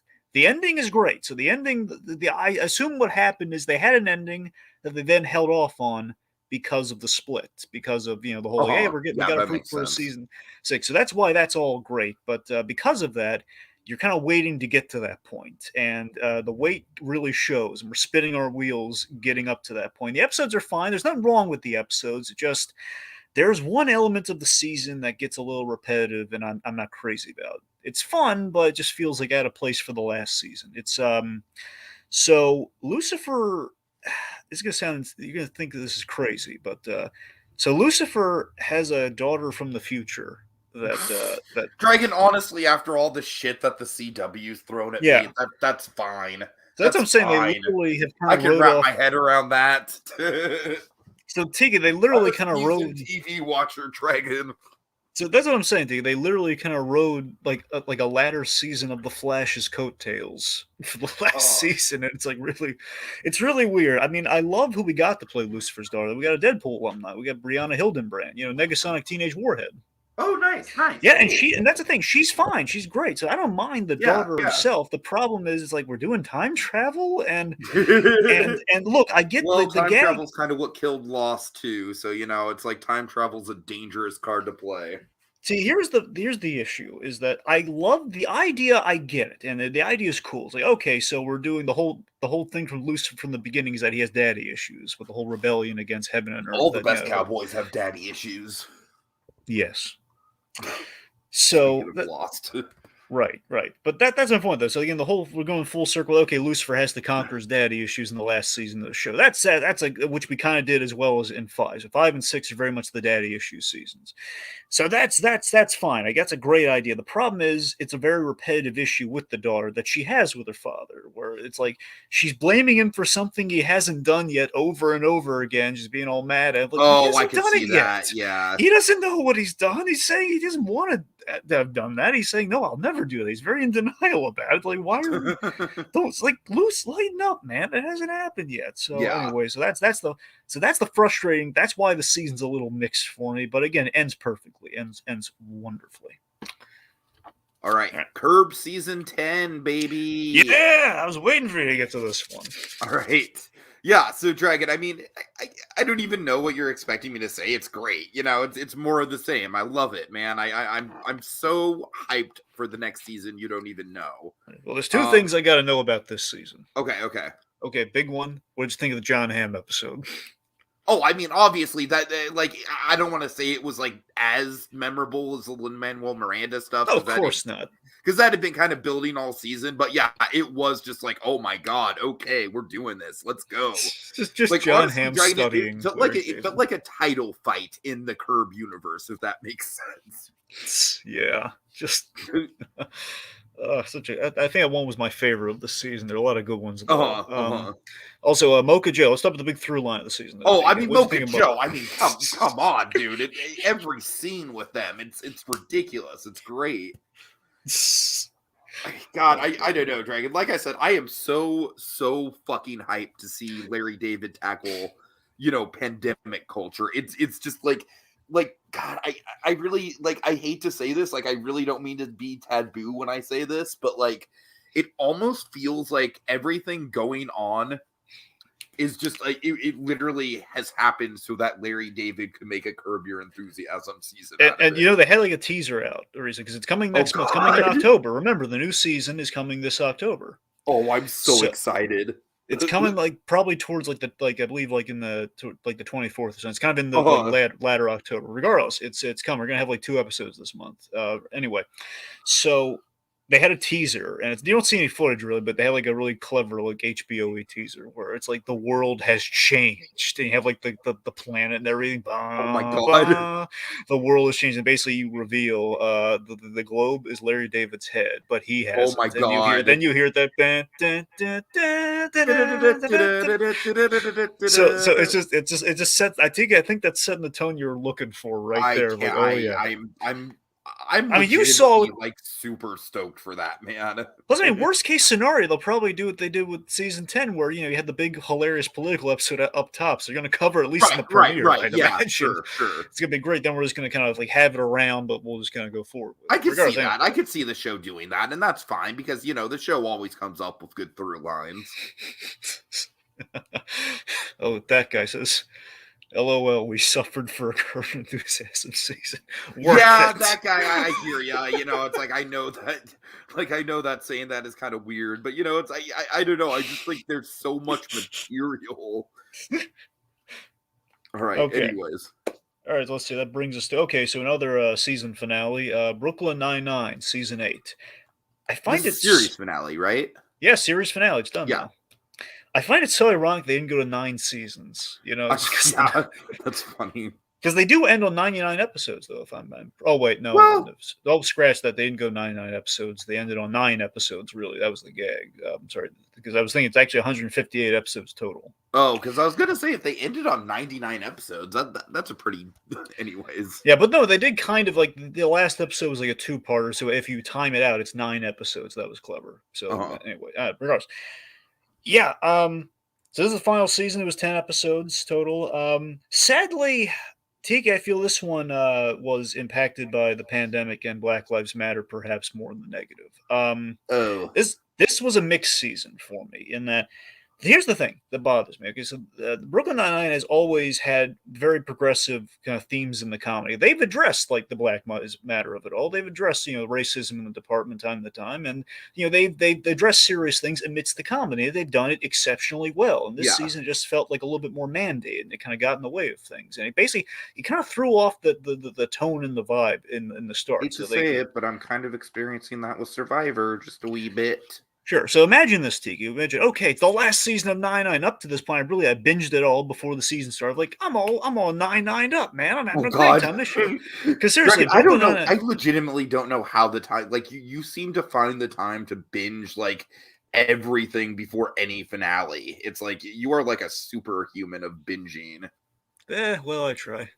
Anyway, so that's the thing. And also, the effect of Brooklyn Nine is that each season kind of gets progressively better. I mean, truly, if you watch it, like, it just gets funnier and funnier. It's delightful, regardless. So your premiere is okay. We're addressing which I mean, they addresses the pandemic, which then basically does the thing where okay, we fast forward to after the pandemic was over, which again we're hoping that's going to happen. Oh, so in like 2025. Or like 2026, but yeah, off, distant future. Yeah, so that's the thing. So after that, it's then we're addressing I'm sorry, go ahead. So then we address kind of the BLM of it all, and we do that, and it's okay. I mean, this is important stuff. Sure, not really funny, but okay, that's fine. Yeah, and then and they premiered. They did basically the way they did is like 2 episodes a week. So then you have the second episode. It's okay. Now we're back. Okay, we did that. Now we're back to the show. And then it was an episode where it wasn't as funny as the other seasons had been. It's like okay, this is troubling me. And then it just kind of it had a few highlights, but not nearly enough in a 10-episode season. They had like Doug Judy had a great finale. The Craig Robinson character, he's always been great. So we had a finale for him. He gets like an episode per season, and the finale itself, the last episode, the hour-long last episode, they did a Halloween heist like early because people were leaving, in the episodes. Like, okay, we're gonna do a heist even before Halloween, and it was great. It ended quite perfectly and quite impactfully. I just wish the season reflected that up to that point. That's that's what that is. So sadly, mixed bag, but ended nicely. Seems like a lot of mixed bags, Dragon. That's unfortunate. Yeah. And these are both cop shows. I think the cop shows have been taking a hit amidst things. So. Oh yeah, right. I can get that for sure. Which I mean, I think Lucifer had an episode where they addressed it pretty well. So I mean, I don't know. They've been anyway. Yours. All right. Oh, yeah. My last one. Then okay. No, it's all good. Okay, so Norm Macdonald has a show, which I highly recommend to you, Teague. This is a comfort talk show for you, buddy. Is this on Netflix? Can I download it by any chance? I mean, I'm going to guess yes, you can download it. I might make it plain viewing, Dragon. Yeah, I think it's only like 10 episodes and like 22-minute episodes. Yeah, that sounds like good plain viewing. Yeah, this is so unfortunately this was not picked up for another season, I hear, because they thought maybe Norm Macdonald was a little edgy. That's unconfirmed, mind you, but no idea why it wasn't picked up for another season. This is a brilliant Norm Macdonald is not the type of person I think of. Like, I mean, I love him as far as his comedy goes. I didn't really know his comedy was that edgy though. Well, no, it's like he can turn it on edgy, though. That's the thing where, he just has this great deadpan thing where, again, he has like great kind of 40s or kind of old school jokes. Right. And that's what I always associated his style with. Yeah. And that is predominantly his style. But, again, he's toyed around with sometimes mainly when he's talking to other people, like a talk show here. Like he'll just address, like he'll cut through like with his unfazingly honesty of just like calling out the raunchy thing. Like when he does like the explain the joke comedy where you get it because the dirty joke that we implied is this. Like, yes, Norm, I get it. It's like something funny like that. Anyway, all that's rumors. I don't know why they didn't pick it up for a second season. That's just what I heard. Gotcha. Perhaps was the case. Regardless, though, seriously, this is Norm Macdonald made an excellent talk show host, Tiki. That's what you'll see with this show. He's improvising with it's like almost an improvised talk show with with actors, singers, like people of various different backgrounds, some directors, 10 guests. Cool. That's cool. Like, for example, it starts off with David Spade. David Spade was an excellent episode. Where it's basically him, Norm Macdonald, figuring out the talk show thing where they're making mistakes and they're leaving him. I liked the last Missy more, or the wrong Missy more than most people did. It's a stupid as hell movie. It's dumb as hell. But, I mean, I feel like it's kind of a throwback to the dumb as hell movies that David Spade used to star in. So it's like, I don't know. it was kind of like a nostalgic early 2000s era comedy for me, but that's just me anyway. But here's the best part of the show, Tiki. The best part of this series is that, again, it's not just like it's not all laughs, not all comedy. Sometimes he just has a really open. I'm sorry. I'm sorry, Dragon. I don't mean to interrupt. Sorry, but that guy makes a good point. I do remember this about Norm Macdonald, that he got fired off of SNL for me. I don't remember the OJ part of things, but no, that's true, Tiki. It was the OJ thing. There was a guy on the SNL set, not Lorne Michaels, but somebody else who was like friendly with the OJ camp, and basically they had like Lorne Michaels through Lorne Michaels. I guess through Lorne Michaels, it was asked he asked him like, look. Man, it's so fucking crazy how OJ just continues to influence Hollywood. Yep, like the Kardashians and all that shit. I don't know. Oh yeah, it's a lightning rod. Most televised event in the '90s. Make no question. But so anyway, yeah, there was like through Lorne Michaels. Lorne asked him not to. Let's ease up on let's not mention O.J. Simpson, and of course he did. He mentioned anyway, which got him fired. But then he was asked to be a guest shortly after that. So it was such a rare occurrence where you were fired from SNL. He basically called it out during the monologue. Yeah. Which is great. Anyway, so that's what I'm saying. We get like real with these interviews. He has Norm Macdonald's always been just kind of this open, honest guy, and he kind of gets a lot out of people, which makes him such a perfect fit for a talk host position where they share a lot of laughs, but also the guests get kind of real. They the guard dance, kind of like Inside of You with Michael Rosenbaum. Like you have the laughs, but you also have like some pathos in there. And he has guests from all over. I mean, I'll tease one that's gonna make you salivate, Tiggy. One of your boys is in this. One of your boys gets interviewed. Shyamalan. Oh yeah. Oh man. Yeah, I love me some Shyamalan. He talks to Shyamalan. He talks to Lorne Michaels. I think that's one of the last ones. So yeah, it's great. And they have there's a running gag with he has old school jokes where he gives the guests cue cards with corny jokes and they read them. Nice. So yeah, it was delightful, Tig. I think you're gonna really like this. All right, Dragon. I think you just sold me on what I'm gonna watch on my flight. Thank you. All right. There you go. Also, Dre, I just want to shout out really quick. We don't have to do a full segment on it or anything, but I actually listened to Gilbert Gottfried's podcast for the first time this month, and it is amazing. He has a podcast now? Yes. Oh. It is wonderful. What it's called? I just type in Gilbert Gottfried on Spotify, and you'll find it. All right. Or whatever you listen to podcasts. Well, I'm hoping it's not Spotify, but if I can find it, I'm sure it's elsewhere. If I can find it elsewhere, I'll definitely check it out. But he has an interview with Dick Van Dyke. And Dragon, oh my God. Just hearing him in just full-blown fanboy mode about Dick Van Dyke is like the sweetest thing you'll ever hear. Nice. All right, anyways. Okay. Moving right along. It's time to get to the main section. The September 2021 movies. We're here, everybody. Yeah. Right. So, Shang Chi and the Legend of the Ten Rings. Dragon, it's awesome. Yeah, this was good. This was good. Phase honestly, 4. I feel like the more time has passed and the more I've sat with this movie, the more it's kind of cemented myself in the top 5 in the MCU for me personally. I think Phase 4 with Shang-Chi is capturing the magic of the Phase 1 films for the next generation, literally with a father and son story. So I thought that was a good omen. Kind of start things off with. Yeah, it's a fun movie. I will admit, worst thing I can say about it is perhaps we lose a little bit of momentum after the halfway point. Once we transition to latter Act 2 and into Act 3, is I think some momentum is lost. Where again, again, not that it doesn't have nearly as many pacing problems as some of the middling MCU movies. And then think about this too. Again, harkening back to kind of the Phase 1 kind of comparison. Again, Phase 1's Act 3's, Sure.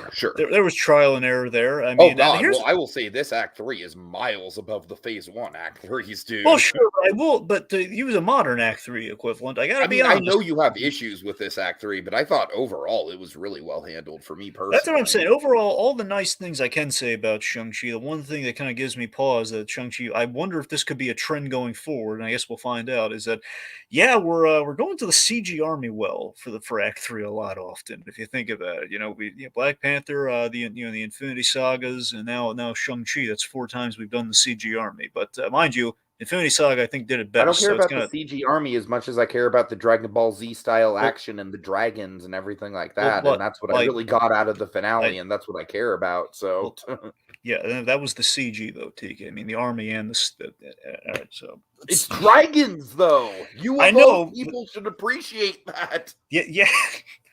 Yes, yeah, but I'm just saying, it's like, hey, look at all the dragons in the fight there versus, hey, father-son story that we were sold on at the top. So, yeah, All I right. think we're, it's none of these dragons are wearing purple pants like Fin I'm Fang sorry, Foom. So, Dragon. I'm just saying, like, the fact that we have dragons in the MCU, like, for me, that was a wow moment. no, it's cool. I like the dragons. I don't need. Look, I don't need two dragons. That's what I'm All saying. right, fair enough. I mean, we have a dragon. We have a thing that's kind of a dragon. I don't need the kind of a Yeah. dragon thing. Anyway, Okay. so the point being, though, Mandarin was cool. Yeah, the Mandarin was great. The bus scene alone is reason to see this film. Oh God, I mean, the bus scene is a masterpiece of modern action. It really is. Honestly, the bus scene might be one of the single best action set pieces since Mad Max Fury Road, in my humble opinion. I mean, sure. I don't know if it's quite a great comparison, but sure. I'm just saying, Mad Max Fury Road is like the platinum standard for action scenes, in my opinion, right now. Sure. But yeah, I mean, that's what I'm saying. They can dine out. They could have dined out from the beginning with like that bus scene. It's like that's like all the work was done for them. Like, okay, this bus scene, people are gonna see this movie once they see this bus scene. We're gonna be good. We're all That guy good. says, Tiki, it's dragons though. Film analysis 101. Yeah. Yes. So Indeed. this was so overall, I mean, I thought the movie as a whole, especially, I think how it ends. I don't want to say how it ends in case anyone hasn't seen it, but overall, it's a really cool way to integrate Shang-Chi I think it's into got the one MCU. of the all-time great post-credit scenes for one. It does, and that's what I'm saying. It's a really good way of integrating Shang-Chi into the MCU and giving like the welcome wagon properly, which is what the ending and that post-credit scene does. So yeah, absolutely. All right. Okay, let's see. Next up, we have a Spark story. This was delightful, Dragon. This was such a nice surprise. Yeah, I gotta tell you, this is far better than I thought. I didn't think it was gonna be bad, but I didn't think it was gonna be this good. I really had a great time. I hear you. I totally like. I will say, it's like because I was like, okay, it's like, is this basically gonna be like? Because with the Spark shorts, and by the way, I am 1,000% like a big supporter of the Spark shorts. The Spark shorts have all been great. I've been loving the Spark shorts. Yeah. But and by the way, folks, there's a few that we haven't got caught up on. Yeah, we're very behind on Spark shorts, kids. So yeah. So Dragon, it's of course with Spark shorts, we get the director interviews, the director showcase at the start of each of them. So in that regard, I was kind of like, okay, like how are they going to extend that out to like an hour and a half? And what I really liked about this is that, first of all, I feel like the documentary legitimizes itself right away with boom, there he is, the man, Pete Docter. Yeah. I love that. I did not expect that. We did that. It was great. And Dragon, I love that Pete Docter. It's almost kind of like a pinch me sort of thing. Like I almost kind of forget that he is the head honcho now, and it's great. We talked up the Minnesota origin and everything, which is great. Yeah, it was all cool. Where's Geek can have that Pete Docter right now? But yeah. No. But seeing him right at the start, it's like okay, like this isn't just like I feel like he really legitimizes everything. His presence really ties everything together through this. Yeah, so that's the thing, Tiki. So I did not expect. I was expecting an overview of like all the Spark shorts. We did something. We didn't do that. We did something a little more interesting. We keyed in on the two most recent ones. So one could say that's synergy, but also could be good storytelling, which we focus on the main two. Because again, as you said, as you and I are familiar with, they have like the little 2-minute kind of making ofs with the Spark shorts. Yeah. So we kind of know what we need to know, and the origins and the deep cuts of like what those Spark shorts were all about up to this point. We did not get them for the most recent two. So basically digging really into it with Luis Gonzalez and Afton Corbin, who basically did Afton Corbin did 20-something, and Luis Gonzalez did Nuna. And we got the personal stories behind them, and more so kind of how they got into the business. Like Gonzalez, I completely forgot he was one of Brad Bird's crew from Iron Giant. Which nice. Let me tell you something though. Here's one thing I have one nitpick with this documentary. Oh boy! All right, get in the nits. Okay, picking them out. So we're gonna show Iron Giant, which I'm glad we did. That's great. So we're going to show Iron Giant, and yet when we're talking about Spark Shorts, and again, I'm not saying we need to go over every Spark Short again, but you know what one we should have acknowledged that we still have not acknowledged?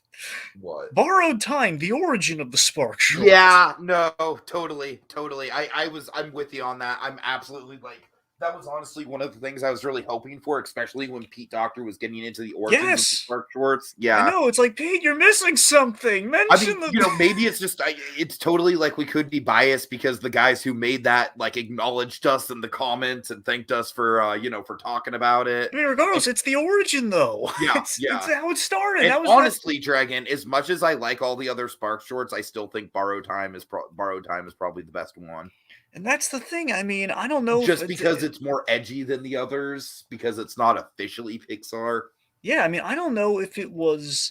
I don't know if it was like a synergy thing of like, well, everyone can watch all the other Spark Shorts, but Borrowed Time is not on Disney Plus, nor will it probably ever be. So we can't.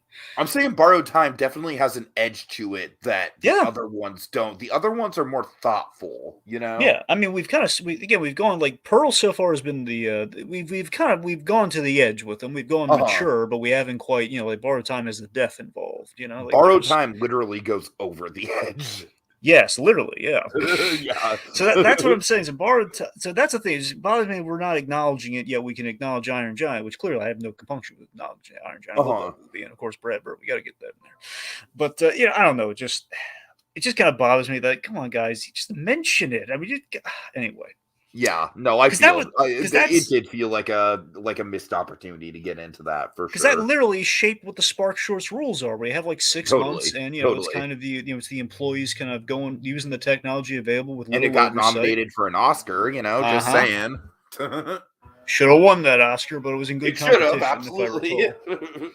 What did win that year? Do you remember? I can't remember. Do you remember the year Borrowed Time came out? It's like 2016. That's what I'm saying. I want to say it was 16. So 16 was. I want to say Piper. Put you on the spot. I'm sorry. I think it was Piper. That sounds right. If it was 2016, then it was Borrowed Time. It's like I'm sorry. Piper is pretty much like a tech demo as far as I'm concerned. It's not one of my favorite Pixar shorts. If Borrowed Time came out in 2016, then it was Piper. It sounds right. I'm pretty sure that was the case. Sounds like something the Academy would do too. Like, ooh, cute birds. Yeah, and you and I'm pretty sure we ranted about this before, so I'm pretty sure it was Piper. I mean, look, I don't want to like poo-poo on Piper. Yeah, I got nothing against Piper. Is a perfectly fine short, but Yeah. No, I'm just saying, in comparison to Borrowed Time, though. And again, either way, Pixar gets the win, folks. So it's the documentaries that I will rant about. But that's a different story. Yeah. There are a number of them that have come out this year where I'm like, yep, that was great. It's never going to get nominated. But yeah, the whole thing of like we're going to go off let the animators have little oversight, let them do what they're going to do with the technology available, and give them a time crunch of like 6 months. That's the whole thing that we had with Borrowed Time. Yeah. Anyway, all right. Well, I feel like we kind of beat that point. So right. Yes. But again, it's overall though. It was just this just great transitioning. From kind of the people we know to again the story artists and animators who are being thrust into the director spots. It was a compelling arc and through line for them. Of like, hey, these people you're rooting for are basically in the midst of making their shorts and they're having doubts and story changes, especially Gonzalez. Gonzalez was like really unsure. Like, I don't know. I'm like, you saw the producer getting really nervous. Oh God, he doesn't know what he's going to do next. What it reminded me of, Dragon? And I highly recommend anyone who hasn't watched this yet do so. It reminded me of the making of Frozen 2. Yeah. With a happier ending. Yes. So the other thing too, I mean, I love how we kind of looped in some of the other. My favorite thing in this whole documentary, I've told you about this before. They paralleled the dilemma of the 11th hour change in the story and making these could have had a V8 discoveries in your storytelling process to the original form of storytelling in Finding Nemo, the flashback. Absolutely, story. And that and connecting it back to the origins of Pixar, which they do pretty much from the beginning with Doctor. So I've always been in love. A very smart call. I've always been in love with Andrew Stanton telling the story of how Finding Nemo originally was and the whole Marlin problem, and I love that we put that in here. And then we also I geeked out so much when we talked about Bao, which I love Bao, by the way. I love that short film so much. That was one of the better ones that they've made, and of course, Yeah. we're getting that director on Yeah. Turning Red, so I'm very excited about that. I'm so excited, and that's what I'm saying. These shorts have been so exciting because again, with Luca too. You know what's really cool about these Spark shorts, right? It almost kind of feels like drafting players for a sports team or something, you know? Yeah, I mean, but the shorts and Spark, because the shorts directors have moved on to features. Sure, of course. We haven't seen the Spark shorts directors break yet, but I'm hoping that'll change soon. We'll see. But yeah, it is like a draft. It's like we're seeing them. You know, oh boy, like. They're showing their stuff. We're seeing the potential, and it's absolutely paying off with Dome Shi and and Enrico Casarosa. Yeah, I love the idea that Pete Docter said keep that. When he saw like the big moment in battle, says you can't change that ending. You gotta keep it. Yes, totally. It's awesome. So this documentary is wonderful. We need more great Pixar documentaries. So far, there's only 2. We need more. Are there only 2? Really? Just this and the Pixar story? Yeah, just this and the Pixar story. That's honestly surprising. Yeah, that's for a moment. It was. I mean, this is the only 2 feature length ones. Yeah. Yeah. Yep. All right. I'm sure the one on the Incredibles DVD is technically feature length. Well, I mean, but I know what you mean, though. It's not like a fully produced documentary. It's like 30 to 45 minutes, and then if you add all the bonus features, then it's. I'm just saying, if you add all the bonus features together, it's probably well over an hour and a half. Of course. All right. So, Dragon, what's next? What do you got on the docket? I got Worth. All right. So yeah, I'd recommend Worth to Tiki. So this is a movie they made to commemorate 9/11 20 years later. It's a biopic, not on the event itself, but the aftermath. This is the movie starring Michael Keaton and Stanley Tucci and Amy Ryan. 3 great actors, very much the triangle of the film, if you will. Essentially, so the movie's called Worth because Michael Keaton plays Ken Feinberg, who essentially is like a guy who runs a law firm, and his whole thing is like in settlement lawsuits and all that sort of stuff. He has to calculate the payout for like the victims. In this case, the 9/11 Victims Fund. So yeah, he's so basically, he's trying to calculating the worth of the people that you lost, and he's a numbers guy, and he took this whole thing on pro bono in support of the nation after 9/11, which is really a commendable thing to do. But again, while good intentions, he's not equipped to realize what he's in for here, because it's like a guy. And this is like fresh. I would not want that job, dude. That job sounds super fucking stressful. And that's the thing. This is like, right, like I don't know if it's like 2 weeks or so, but like 2 weeks to a month after 9/11 when he starts this process, and he has to tell a bunch of people what his job is. Even outside of 9/11, that job sounds stressful. You add 9/11 to it, it's a horror movie. That's what I'm saying. Like and here's the insurmountable part, Tiki. It's like he has to calculate this for 7,000 people. Right. So that's like beyond the $3,000. We're talking the injured and the firefighters. Like you've got the smoke insulation, everything, all that sort of stuff. So and basically he has until 2004 to get the people to sign on for it. But the challenge is he has to explain, a guy who's not really used to this, he has to explain to these people while they're grieving what his job is. Like and you have the upper class versus like the people, like the people in the building who were the upper class, and you had like the people who were like in ground zero and the passengers and everything who were. It's like it's just this heady moral math to calculate, and it's very it's so compelling. I'm just picturing Galifianakis from The Hangover right now. Yeah. But yeah, Tiki, it's super compelling, and Tucci's the guy calling him out on like why this math is wrong and that he doesn't understand the danger, the trouble that he's courting here, and that your formula to figure out this math that's wrong. You're saying was that pleasant just going around Italy being a foodie. I don't want to see him being a jerk. No, he's still, that's the thing. He's still very nice though about it. He's very respectful. That's what's really good about it, though. He's like calling him out, but very politely calling him out. He's very he has the moral, fair like enough. Tucci has the moral high ground. This is going to sound so fucking stupid, but you saying politely calling him out honestly got me hyped. It's like seriously, his and I feel like that that right there, that very statement is just like the most like I'm an adult thing that I've ever said. Like, Seriously, the scene like, where politely calling someone out. All right, I like it. All right, go ahead, Dragon. Tucci's big introduction, not the first scene you see him in, but his big Uh-huh. introduction into the story is like that. That's such a great moment that sets the tone for this character. It's like, yes, I'm always interested in Tucci, but I'm even more interested in him now.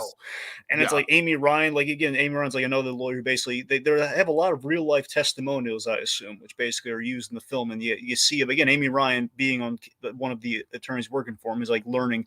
She's like experiencing these stories firsthand from the victims. Or basically, everyone's like invited to come to the office and tell them, about the people they lost and what happened and the final moments. Dear God. That sounds like such a brutal job, dude. It is, and here's the crazy thing: the guy who wrote this, and he wrote it really well, in my opinion. The Godzilla, the MonsterVerse writer, the Godzilla Get out movies, of town. Max Borstein, the guy who wrote all of those movies, wrote this. That's fucking crazy. Now, mind you, it is based off a book, so I'm sure that helped. Suck at characterization outside of John C. Reilly. I know it's crazy, right? But seriously, it was. I think they hit it really well here. It's the moral complexities. That's the all right. It's gripping. I'd recommend this. This is a big win for Netflix this month, I felt. Yeah, Dragon. I mean, for me, it was just kind of like, like with 9/11, it's like I chose to watch Come From Away, which I don't really consider to be a movie. A lot of people are calling it a movie, and it bothers me because it's like, no, guys, it's like we already went through this with Hamilton, film production, not movie. All right, okay. But that's kind of how I chose to celebrate the 20th anniversary. Well, not celebrate, but acknowledge the 20th anniversary of 9/11. Yeah. Well, beyond this, there's definitely some really interesting 9/11 content out there. I just don't think mentally I'm ready for it yet. Yeah, you know what I did on the anniversary? I mean, outside of this, what? I reread the Spider-Man comic. The issue 36. Nice. I mean, I feel like that should be just like an annual thing for the anniversary. Honestly. Well, you know what's funny? They not anything, but they for the 20th anniversary, they did like kind of like a very small sequel to it, where it's Spider-Man and Captain America at like basically at the big lighting ceremony where they light up the freedom. But they basically they lit up the towers. Okay, now that's just fucking beautiful. Right. I know it was beautiful, given the big moment they had in the original story, and John Romita Jr. came back to do the art. It was beautiful. Okay. Anyway, so let's talk The Eyes of Tammy Faye. Yeah, tell me about this. I was really stoked for this one, as you know. I thought it had a really good trailer. Dragon, unfortunately, I feel like this movie's a case of like it's definitely better than something like Judy. Like, if Judy is the thing that people are comparing this to, where it's like, oh, yeah, it's like basically like Jessica Chastain, like, going for that Oscar bait, man. This is definitely a better movie than Judy, for sure. But that being said, it's still pretty shallow. Dragon, I feel like it kind of commits like one of the cardinal sins of biopics, where it's like it really tries to cover everything. And by covering everything, you don't really get any sort of substance on anything. So it's just like all these big events are, like the forming of the 700 Club and, the tax evasion and, the scandals and all that. It's like, it literally feels like a Spark Note story. The only time I've seen that story really work for a biopic was Chaplin. Right. It's like they really just kind of speed through it. I will say though, first of all, D'Onofrio's in it. I mean, he doesn't really have that big of a role, but when I saw his name pop up in the credits, of course I got hyped. But I will say Andrew Garfield, like people are talking Chastain, and I like Chastain's performance a lot, but I really feel like Chastain's performance is kind of like it's not on the same level of one note as Gary Oldman's, like, oh, I'm gonna wear old man makeup and but it's kind of in that vein of like a lot of it is just cosmetic. And then her basically doing Sarah Palin from Saturday Night Live. That's really what the performance feels like for me. But, I mean, with that being said, Andrew Garfield is at the absolute top of his game. And I honestly, this might be his single best performance since The Social Network, and I don't say that lightly. Well, he was really good in Hacksaw Ridge, though. I haven't seen Hacksaw Ridge. Actually, he's really Tiki. Seriously, that's a really good. He's great in that movie. I believe it. But But yeah. So what's the deal with the story? Like, is Andrew Garfield scamming people in this movie? Is that what the crux yes, is? but it's kind of in the background until the cops show up. It's not really like I really like his performance. I think he's a lot more subtle about the way that he imitates Jim Baker than Chastain is, but I don't know. There's just not a lot to it. Yeah, I mean, when I heard about this movie, when you informed me about this movie way back, the big comparison I had was it was kind of like the Polka King with Jack Black, but just obviously more serious. Sure, I could see seriously, that. Jack Black was really good in the Polka King, though. But yeah, sure. So yeah, overall, Dragon, this is a letdown. I feel like if this was directed by like the I, Tonya guy, it'd be gold. This really feels like it's like tailor made to be an I, Tonya type of movie. Yeah, Craig Gillespie. Yeah, but unfortunately, it just doesn't have the story chops to do that. It just doesn't have the focus, and it's a shame because I mean, it really does try and go weird with it in a couple ways, with the direction in some spots. So I don't know. I was let down. All right. Next up. Okay, let's do some back-to-back doc stuff here. Okay. Oh boy. Okay. All right. So I saw this documentary on Netflix, Blood Brothers, Malcolm X and Muhammad Ali. Yeah. Yeah. So the best way I can describe this, nice and simple, is it's like another companion piece for One Night in Miami, which is good. It's all about the relationship of the two icons. It covers, the One Night in Miami kind of event, which, mind you, was it was a little, putting all four of those specifically in the same room at the same time. Was that more of like a what if? Yeah, I know it was, but I'm just saying the event that did happen, if you will. That's what I'm saying. Like the opening for the what if did happen, though. So it's the fact that they have all been to this place, but primarily on one night you had Muhammad Ali and Malcolm X like doing that thing where they go to like, what is it, like they had like milkshakes or like a diner or something. Yeah. When they like that moment did happen, like that photograph pretty much did happen. It's the question if Jim Brown and Sam Cooke were there as well. That's where it kind of goes up into the where they think they were all, there were a number of the black icons who were there on that night. But gotcha. Anyway, so Kent Powers did wonderful things with that as that went. Anyway, point being, so we cover that as well. But here's where the interesting thing is: we cover after that night. We go after that night happens, and of course, if you remember, One Night in Miami kind of has like an open-ended thing where Malcolm X, as we know, he kind of gets into some trouble. He goes up against the Muslims. He kind of goes up with his own thing. The head honcho went up against the head honcho with his own kind of interpretation of the ideology. And regardless, so the fact is, so Muhammad Ali, who's subscribing to that ideology, versus basically we put the friends at odds with each other, which is things get really interesting where we set up the friendship and it's like, okay, well now because of the thing that he kind of talked him into being a Muslim or kind of like likened, like this would be a good path for you. And then of course it's kind of tear him apart in the end. It's kind of about the trials and the arcs of friendship. So it was a nice documentary. Not one I don't think I go back to often, but it was nice. Okay. Cool. All right, so yeah, I saw Music Box, Woodstock '99, Peace, Love, and Rage. What the heck is this thing? Wordy title there, but this was really good, Dragon. I feel like it gets a little too political towards the end of like, oh, look at these white boys and their I feel like it kind of like lays the blame of like, okay, there's a lot of white people there. I get it. You don't have to like demonize white people. That's honestly kind of like the only flaw I have with it. Dragon, oh my god, this honestly, like, I'm gonna tell you right now, this was like a better handled event than Firefest as far as like, there was actually music going on and bands were performing and all that. Dragon, the conditions might be worse than Firefest. Would you recommend this? I would recommend it. Yes, I think Would you say it's very interested in this one. So you'd say it's kind of like another Firefest documentary? It's very similar to Firefest in the way it's structured, yeah. Okay, all right. Basically, like the conditions are horrifying. Like the plumbing situation. Well, I remember Woodstock was a nightmare. I remember that. And they acknowledge that. They acknowledge that the original Woodstock was kind of a nightmare as well, and that it's kind of been glorified over the years. Right. So this is like, correct me if I'm wrong, so I know, because I'm a little foreign to this one. This is like a follow-up to Woodstock that's happening. Woodstock 94 was the official follow-up, and Woodstock 94 went over like gangbusters. It went over super well. And so Woodstock 99 was kind of like the the end of the millennium, kind of big blowout celebration. Gotcha. Like the world's gonna end in 2000. Might as well party now. Exactly. The And Y2K. you get the main Woodstock promoter who's been there from the beginning, and he's kind of like the I don't know.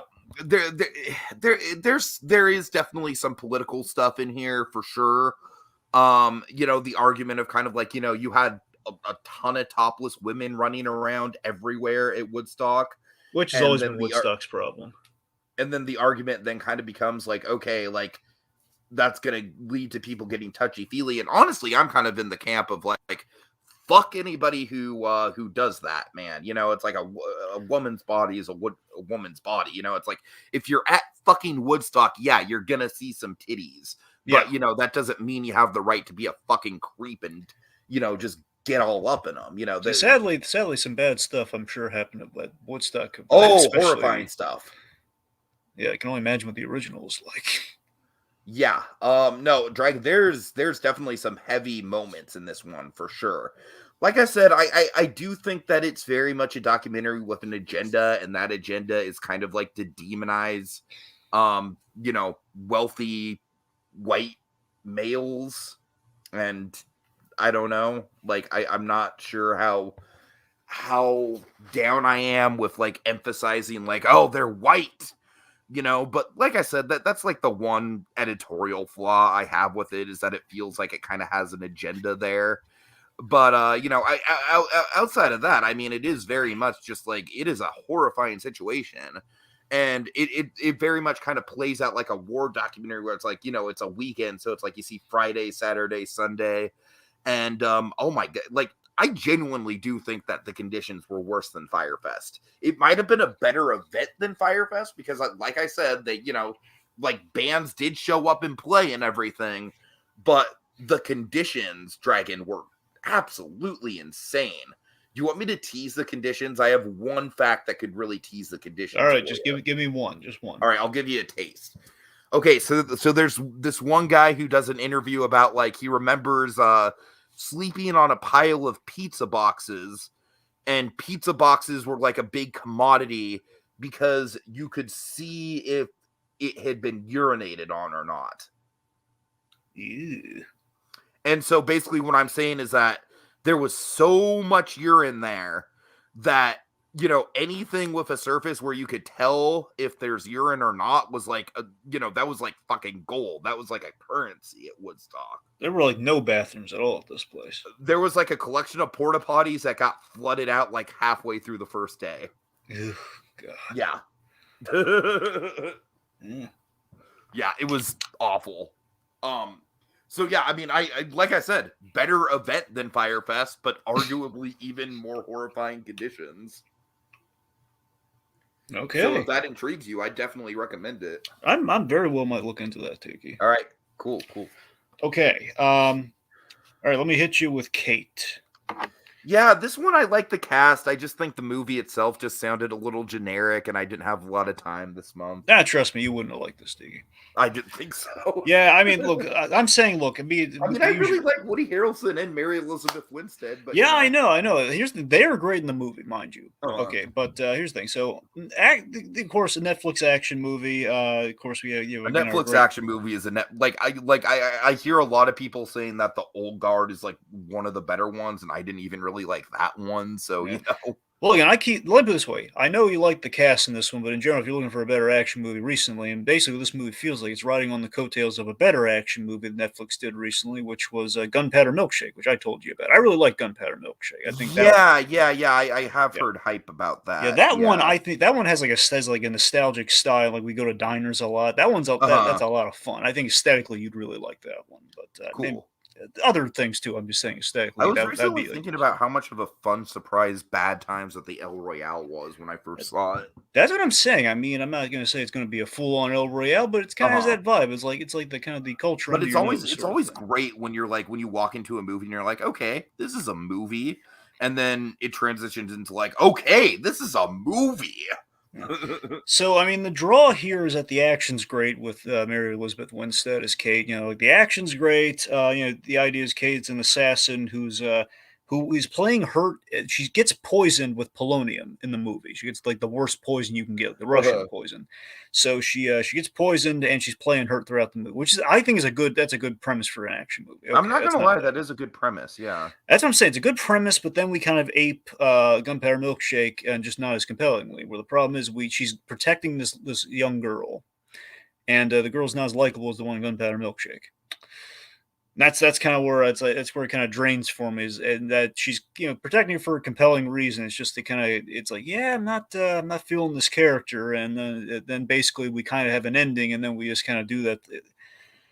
We kind of make a very predictable turn, and I'm starting to get sick of in the action movies when we have like a really great actiony premise like this, and then well, there's the turn. We can't just have a shorter action movie. No, we have to have the turn that's going to extend it, and we got to do that. Mm-hmm. So. That's kind of where my recommendation would end. But yeah, I mean, Netflix, they have to get ambitious. They have to be not afraid to like have a really good action movie that maybe ends a little earlier. It's like is the length that needs to be. I'm not saying it's a long movie, but it's just a movie that it should have ended earlier. Yeah. Because again, it's an insanely good premise I found. With like an assassin playing her. That's cool. But okay, they'll learn the hard way. Okay, Malignant. Oh boy. Yeah. Dragon, I don't even know how to describe this without setting you off. It is just right from this might have some of the most disturbing medical operation stuff I've ever seen. Like, here's the thing about this movie. People are going, oh, it's a very campy movie. It's like James Wan doing camp. I'm like, yeah, that's true at the end. It certainly turns into camp for sure. But I mean, oh God, that medical stuff, dude. Do you just want to know? I don't want to know the medical terms, but can you just generally tell me what happens? It's a conjoined twin. Oh, well, that's not bad. Yeah, but they operate on it and they separate it, and that is terrible. Okay, so very, very much kind of Dr. Mandela sort of stuff. Yes. It's awful to watch. It's very, very awful. Yeah. Not in like an awful filmmaking, just in terms of like it is genuinely one of the most white knuckle moments I've had watching a movie in a while. Like I did. So they show like the full operations, not like yes, yes. God, that's a. Yeah, that's what I'm saying, dude. Yeah, oh boy. I'm not a big fan of this one, man. I'm really not. I like that James Wan got to do exactly what he wanted to do, and I respect the hell out of him for that. He is a filmmaker that has totally earned that at this point. I don't know, man. This very much feels like just James Wan kind of like going balls to the walls with a crazy concept, and it doesn't quite work for me personally. Even if it's a campy James Wan movie, it's still a James Wan film. I mean, yeah, that guy, that's true. And I don't know, like for the campiness, really for me, the campiness only kind of happens in the third act. And then the rest of it is just kind of like a weird sort of like mystery movie almost, which is cool. I'm just saying, like, for me, this movie doesn't nearly come close to the heights of like, I feel like Wan's three best movies for me are the first two Conjuring movies and then Insidious. I feel like those three almost make like kind of like a trilogy of like masterpiece horror as far as I'm concerned for him. And this kind of falls more in line of like the Saws of the world, like kind of like his, I don't know, like I still really like Saw as a movie, but I just don't like, I just think I don't know. This movie, it's kind of all over the place. It really is. There's a lot of very sensitive subject matter. There's like a big pregnancy plot line that really makes me uncomfortable. This movie's just a lot, Dragon. It's a lot. Never, ever watch it in your life, obviously. Oh, I won't. All right. Okay, what's next? I really wish that I liked it better than I did, because I do really, really like James Wan as the director. I mean, this kind of is like a layman's opinion, but he's one of my favorite horror directors. Wow, hot take, but all right, go ahead. Such an inviting title, Malignant, for everyone. Yeah. Yeah. Okay, I mean, so to let be me. fair, James Wan is not known for comforting titles like Insidious, you know. Yeah, well, Insidious is cool though. It is, but it's not exactly inviting. Ah, I don't know. I guess well, fair enough. Okay, so okay, so the last movie we have for 2021, September 21, Cry Macho. Mhm. So yeah, I kind of earmarked this one. I kind of completely forgot about it until our buddy Connor Nielsen. He saw this in theaters, I believe. Oh, I believe really? with his father. Yeah, because they were big Clint Eastwood fans, Uh-huh. and they haven't seen really one of his. I don't think they've seen one of his movies since. I don't know if since it was Richard Jewell or Gran Torino for him. Probably, I think it was Gran Torino. They haven't. I don't think he's seen Richard Jewell. I'm not sure. Regardless, so yeah, it reminded me of it. It was on HBO Max, so I watched it. Yeah, Cry Macho. He's basically Clint Eastwood's. He both directed and starred in it. I love it when Eastwood directs, so I'm in. Mhm. His neo Western road movie. It's kind of like a Western in the modern day. Yeah, this. Wait this way. It's not. I don't. This is not a bad movie, but it's nowhere near as good as his last two. Which I think, of course, the better Yeah, of the last two, Richard Jewell. But I really like the Mule. This is like the inferior Mule to me. That's the best way I could sum it up. In I that had some major problems with the mule myself. I like the Mule though, but I'm saying is like if I'm saying the Mule is better than this, you can kind of see where I'm kind of going on this. Where this is just Sure, sure, yeah. if you didn't like the Mule, I don't think you'd like this. Where this is Uh-huh. basically the best comparison I have, the on the most on the money comparison I have is that this is the really the non-action movie version of The Marksman with Liam Neeson, which I really liked, by the way, last month or so when I talked about that. Liam Neeson transporting the kid I believe, across the border. Yeah, across the border. So pretty much the same premise. Clint Eastwood transporting a kid across the border. Uh-huh. Only more of a Western content, and it's a nice kind of buddy movie, kind of like, hey, we're traveling. He bonds with the kid, which is nice. The kid's kind of silly, in my opinion, because he keeps see the whole reason it's called Cry Macho is that the kid, he's kind of his parents really screwed him up. He's a nice kid, but his parents are kind of nuts, and they basically he kind of goes to cockfighting while he's in Mexico, and he has like this rooster that he calls Macho, and he keeps Ooh. saying it throughout the movie. Like the rooster's a character in the movie, so it's like they have a sidekick throughout the whole movie, which is Macho the rooster. Oh And look, God. look, the rooster's fine. The rooster, it's cool. It's like a pet. For It's some cute. reason, I But just assumed the title was like a commentary on like manliness or something. I mean, that's the point ultimately, where basically Okay, Clint yeah. Eastwood, like the manliest man of the Western, is like saying you Right, don't need to right, be right. manly in the Yeah. traditional sense. Basically saying, and basically the kids cling to manliness through the rooster. So it's a whole Right. like he found it and he turned it into like the premier cockfighting rooster as a whole. Anyway, but yeah, it's the weirdest thing in the movie for me is like this is the kind of stuff that turns me off the movie. It's like, okay, so the idea is Clint Eastwood's like an ex-rodeo guy who's basically kind of he owes a favor to his friend who's the boy's father. Like, I want you to pick up my 13-year-old son, across the board and transport him. And basically, he's divorced from the mother, and the mother's kind of a nut job. And basically, that's the thing. The mother. I'm just scratching my head at this mother here, where she's like, "If you can find him, you can take him." And then, well, he finds him very easily. He says, "You can't take him." Well, we just said we could take Oh him. God.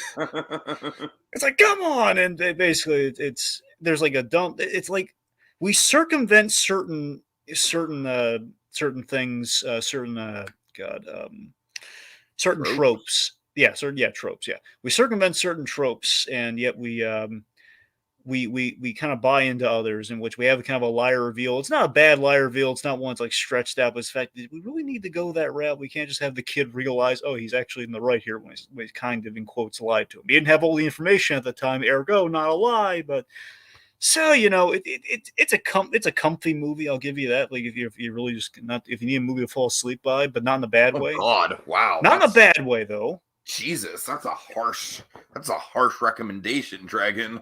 I know that's what I'm saying. It's a I comfy. mean, I I don't know. know you're not saying that in a bad way, but like, God, if that's the best thing you have to say about it, wow. No, I mean, again, it's a nice movie. I know it's not going to be up your alley. I mean, Uh-huh. it's just I like it. Again, if you didn't like The Mule, which I think is Okay, a well, really I don't think it's my kind of movie. Yeah, yeah, it's again, I noted. The Mule I think is a very pleasant film, and this is pretty much a pleasant film as well. It's just not as well rounded, I think, as The Mule. But Uh-huh. anyway, so it's what it is. Not Eastwood's best, but by no means a bad movie. Just want to get that across. It's an okay movie. It's just that you being Mr. Mediocre, I don't think you like it. Okay, fair enough. Yeah, that's what I'm saying. All right, that's it and for what? That guy has a comment. Yeah, okay. Let's see. So, Eastwood 91 and still directing movies. That's cool. Yeah, That definitely. is cool. Definitely. Yeah. And also, to be honest, you saying never watch it in your life makes me want to watch it instantly. I mean, that guy is probably up your alley. I'm just saying for Dragon personally. Yeah. I know Dragon has issues with medical stuff, and this is medical horror at its finest. So Dragon should never, ever, ever, ever watch it. Ever. I mean, if it weren't for Freddie Highmore, I wouldn't be watching The Good Doctor. Right. It's I never watch medical shows. It's the only one I'm going to watch. Because it's good. My grandma is so turned by Freddie Highmore, by the way. Has she watched The Good Doctor? Oh, she's a big fan. Right? That's what it's great. And I'm just like, every time I have to tell her, like, I watched that kid for 5 seasons as Norman Bates. Yep. Tiki, again, it's calling to you, man. Everything's circling around it. Well, I don't know. All right. He put in the research, darn it. Okay. Catch up. Yes, catch up. All right. Okay. Yeah, you. Yeah, Icarus. So this is the best documentary feature of 2018. On Netflix. Dragon, it's a rather interesting premise. It's basically, it kind of reminds me of like a more high stakes Super Size Me, where essentially the guy at the head of the documentary is basically gonna see how much he can push himself with steroids and see, just how good he can be in a cycling race. Yeah. And that's kind of the sell. Unfortunately for me, I feel like this movie, honestly, kind of much in the same way that I feel like Free Solo kind of gets lost in the minutia of the details. So does this one. There's a lot of extended sequences in this movie of him just talking with his doctor about like the ramifications and everything, and the legal loopholes. And honestly, Dragon, it's a really compelling story. It's just not told in a very compelling way, and I don't really have a ton to say about it beyond that. I think something like The Armstrong Lie is a much more compelling documentary about the same sort of subject. I've seen Icarus, by the way. Have you? Yeah. That's why we kind of. So do you agree with my assessment that it's like a little, like it's an interesting subject, but it's just a little bit dry? Look, it is a little chatty when we get back and forth, but the intrigue does pick up once the Russian doctor. Yeah, it is intriguing for sure. Yeah, I mean, I think the intrigue picks up, especially by the third act. It takes a while to really get going. I will agree with you there. It does. That's what I'm saying. I agree with you with kind of the pacing, but even once it gets going, though, I think it gets going. Honestly, I think it makes a good double feature with the Armstrong Lie. You start with the Armstrong Lie, and then you go to Icarus. I think it's a good double feature. And yeah, of course, I can see that for sure. The big memorable thing with Icarus, if I have my years right, I'm pretty sure I do. Sadly, took the top spot for Won't You Be My Neighbor? No, that was Free Solo. Wait, really? Yeah. Well, didn't you say it was 2018? I could be wrong.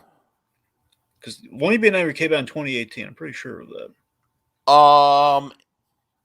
Then that would still be the 2019 Oscars. Oh, you're right. I'm sorry. Yeah. I think okay. Well, there you go.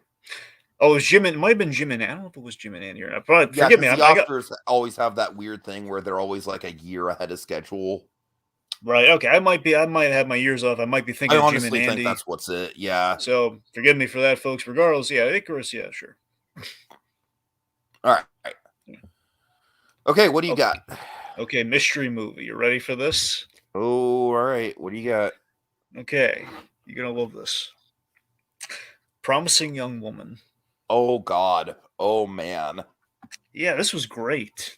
Oh, really? Okay. I genuinely had no idea how you'd react to it. No, yeah, I thought it was great. And, of course, also good. Emerald Fennell, she's doing the Zatanna movie coming up for DC, at least if that ever comes up, which I'm assuming it will. Yeah, I think this movie is, like, it was definitely the, like, one of the most stylized movies of last year by a long shot for me. Yeah, I liked the, I thought it was a revenge thriller unlike any other. Mm-hmm. That's really kind of intrigued me with it. That's what the trailers and the clips that you sent me. I mean, it's like, I feel like people kind of make jokes about, like, oh, it's a movie where it's like she gives the abusers a stern talking to. But I honestly like that about her character. I like that it's almost kind of like, I don't know, there's just something about the way she goes about it. I think all those scenes are just bonkers, like genuinely, like absolutely edge of your seat filmmaking. I really like that element of it. I like that we took murder off the table, and we do that with the opening bit where we I see do like we too. think Yeah. we think she's spattered with blood, but it's actually was it a donut or was it a hot dog with ketchup? Do you remember what it was? It was I want to say it was a donut. It's been I a was thinking while since my I watched instinct it. is donut because that seems more Yeah, appetizing to me. But yeah. anyway, yeah, but regardless, so it's like, yeah, we took murder off the table, which is refreshing already, and then we have like the psychological revenge is what she's really getting. And again, it's like turning the tables and giving basically what she's doing. She's playing into victimhood to basically give the victimizers a taste of their own medicine. Like you think it's like the whole control thing. Like you think you have control, you don't. I have control the whole time, and basically these men. So every time I say like men like that, I keep thinking of Ultron. I mean, There is that's no man. Dragon. That's basically the weak part of the Woodstock '99 documentary. Just Yeah. men. Yeah. Sometimes I do this thing when I'm pitching something, or like I'm just gonna think of like like the men thing because it sounds like Ultron from Age of Ultron says there is no man in charge. It's like Oh, you Jesus. men think you know what you're doing, that sort of thing. Anyway, so but regardless. Yeah, I just like that we kind of took these, we take these wicked men and their selfish manipulations, and she's outfoxed them, she's out manipulated them. I think that's a really, really cool idea that you've never seen before, and it's awesome, and it's played so menacingly when she makes that turn. The guys get so freaked out.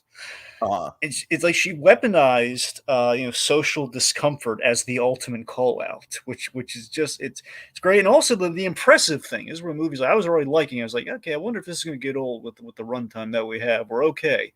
It's not so one note where we have we see that okay, there is a consequence. She's kind of closed herself off in this kind of revenge crusade to having a life, which we get to see in an interesting way, and then she gets her eyes open to perhaps maybe I should get away from this crusade with Bo Burnham. Man, Bo Burnham charmed me. Bo Burnham is amazing in this movie. He really is. He is one of the highlights for sure. Such a charming SOB. I really want to look into his stand-up after this, by the way, because kind of reminds me of like a young Bill Burr in this movie a little bit.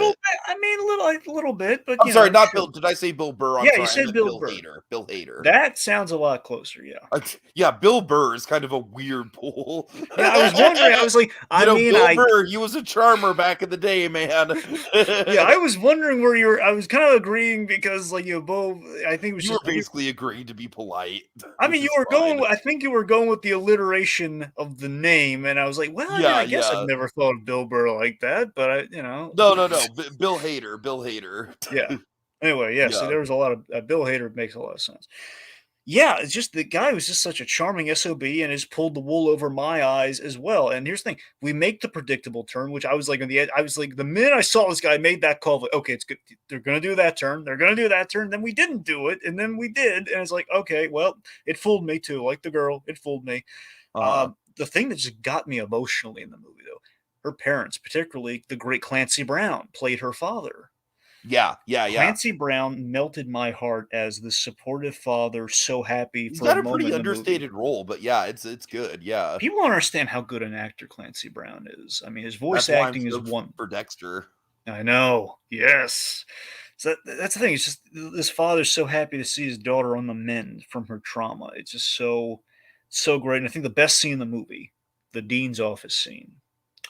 The scene in the dean's office. Oh my god! Oh yeah, that scene is just it's so frustrating. Just this genius thing that again we set the tone with the jelly donut. Let's just say it's a jelly donut, but that jelly donut where it's like, how far will the revenge take her across the line? Like, how far is she willing? Because again, there's a question of, well, like, are you as bad as the people you're going after? And of course, we kind of draw that line we draw that line really interesting. But there is that question of like, how affected is she? How blind is she to perhaps the path she's going down? But how in control is this person who's calling out the manipulation of others? And we hit it just right. And that scene is just so tense, and you're not sure. It's great. Mm-hmm.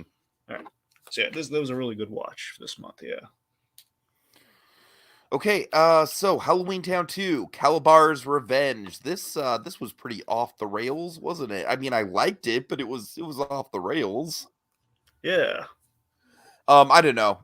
Now we actually, I keep forgetting it's not up on the channel Yeah, yet. the But folks haven't seen it yet, but just to give you a little tease, one of the holiday hijinks, haunted holiday hijinks we're going to be talking about, you can probably guess.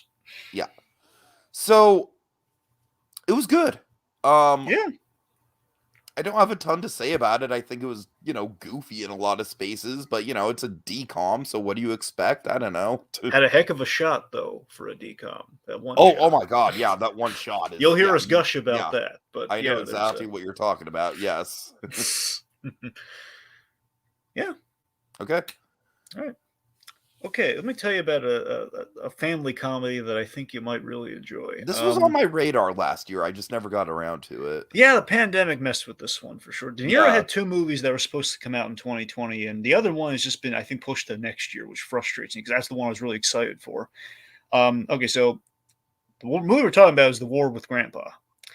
Now, which I'm paranoid that I kept calling it War, Grandpa War, but apparently The War with Grandpa. So I don't know if they changed that in the marketing or what. I don't know. I got to go back and search the trailers, but it's The War with Grandpa. That's what it's called now. Anyway, the movie I'm looking forward to Are is you the one thinking Zach. of Bad Grandpa? No, not Bad Grandpa. I'm talking just Grandpa War. That's what I thought it was. All right. Anyway, so the point being, the movie that Nero has coming out next, that I'm really excited for, is called The Comeback Trail. That one has an ingenious premise. Just they're basically just trying to kill Tommy Lee Jones for a whole movie. It's awesome. Oh god. I want to see that. Zach Braff's in it and Morgan Freeman. It looks really fun.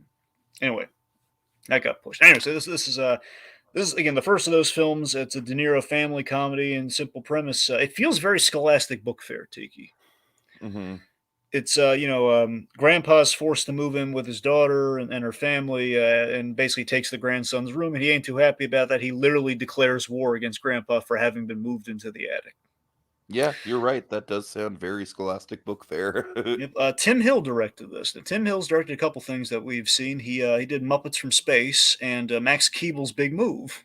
Oh, fuck me. Max Keeble's Big Move. Yeah, that's what I'm saying. So this thing, We need to. Oh, God. Hold on. At some point, we got to talk about Keeble's Big Move. I'm sure the 20th anniversary is coming up. Hold on. I'm literally Googling. Yeah. Oh, we might have missed it. It was 2001. Are you sure about that? Oh my god, it's coming. It's literally came out the day that I leave for my trip, October 5th. Dang it. I mean, to be fair, if we do it in October, it'd still be within the month. Sure, well, we'll see. I mean, I'm saying, Drag, like it's weirdly been a talking point on the channel recently. Is it a Disney movie, right? Am I right about that or no? Yes. Yeah, you can watch it with Disney Plus. Yes. I'm just Google hoping has so. confirmed this. Because that helps its chances, Tiki, if it's on Disney All right. Plus. All right. Okay, regardless. So yeah, this is kind of in that fair with Tim Hill.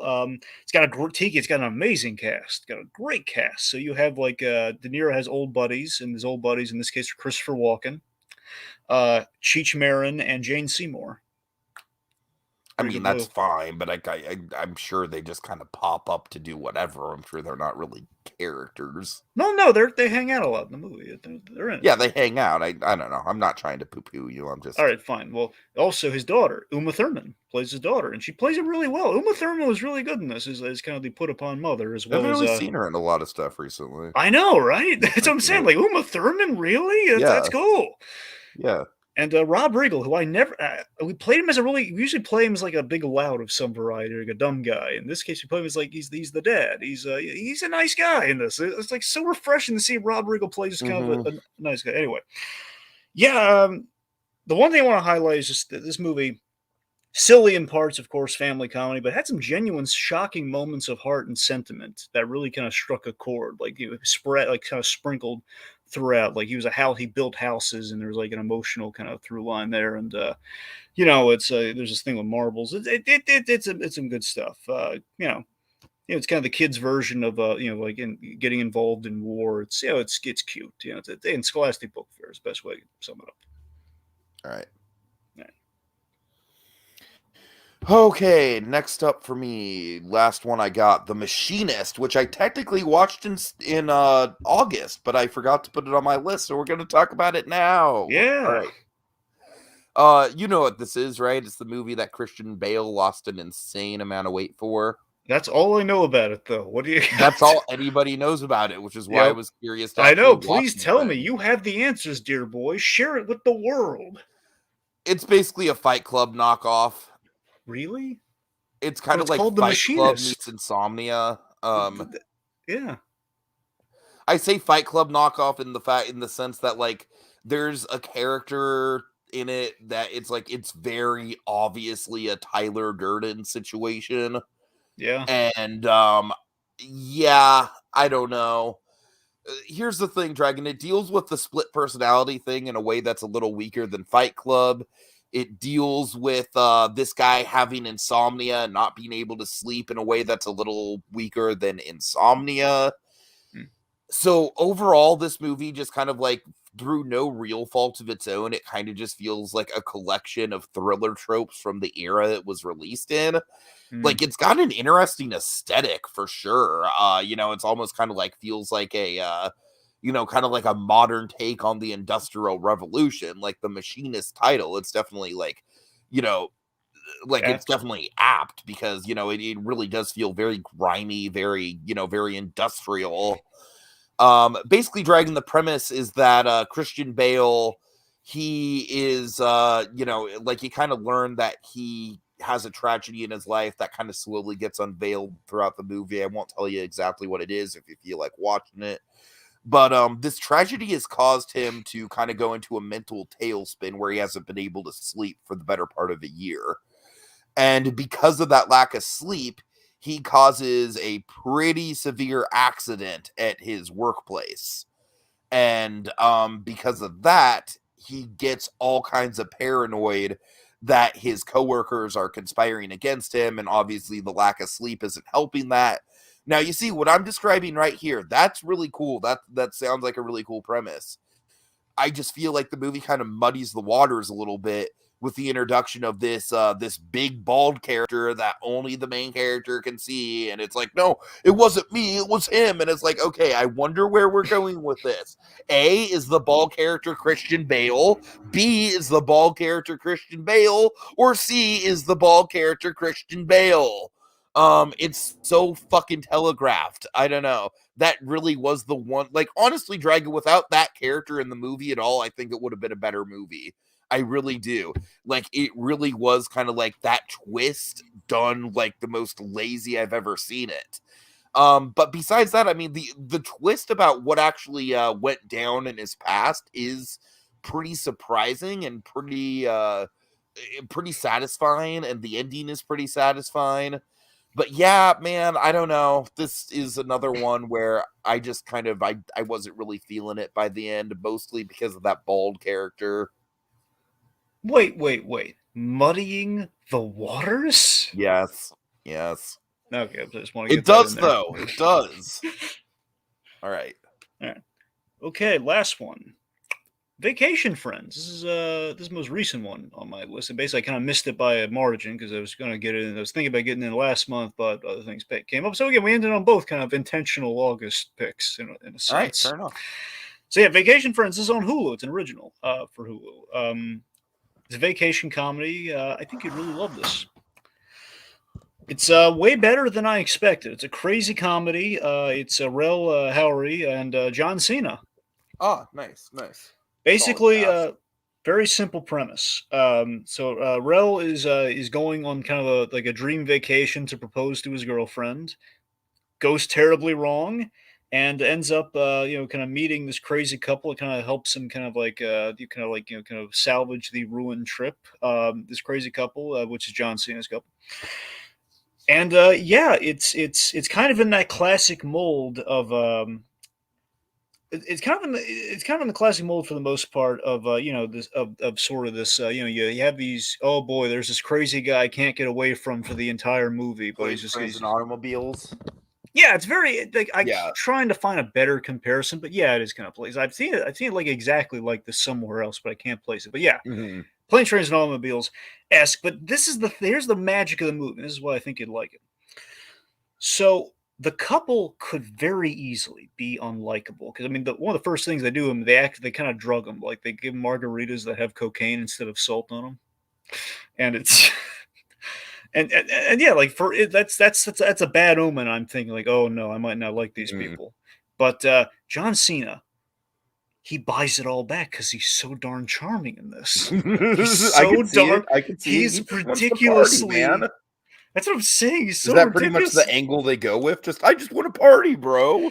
I mean, yeah, they're very much party animals, but Yeah, that's yeah, the yeah. thing, I though. can see that. He I buys totally it see back that. because he's like a big old teddy bear, and Are that he you can be. offended that I gave you the best party drug on the planet? I'm sorry. No, they do that joke though. They do that. Where it's like they kind of like the wife is like you're upset gave you Yeah, yeah, yeah. cocaine. They make that joke that Coke is like. I mean, I will never touch Coke. Don't get me wrong. I'm a smart person like that, but I have heard it's a hell of a party drug. Yeah, you have like John Cena give like reassuring his girl, not his wife, but his girlfriend. This like, hey babe, that was great cocaine. Oh my god. So Okay, yeah, it's like okay. Oh god, this sounds like something I should see. that's what I'm Honestly. saying. Tiki, especially if you're going on a trip. I mean, if you have time like on the way back or something like this, would be another thing to try and get. I don't know if you can download Hulu or whatnot. I don't know. Well, All right, I don't even want right, to pay for Hulu, so sorry, right, sorry. yeah. Keep I might forgetting. work it in before my trip though, as like a little a little fun pre-trip thing.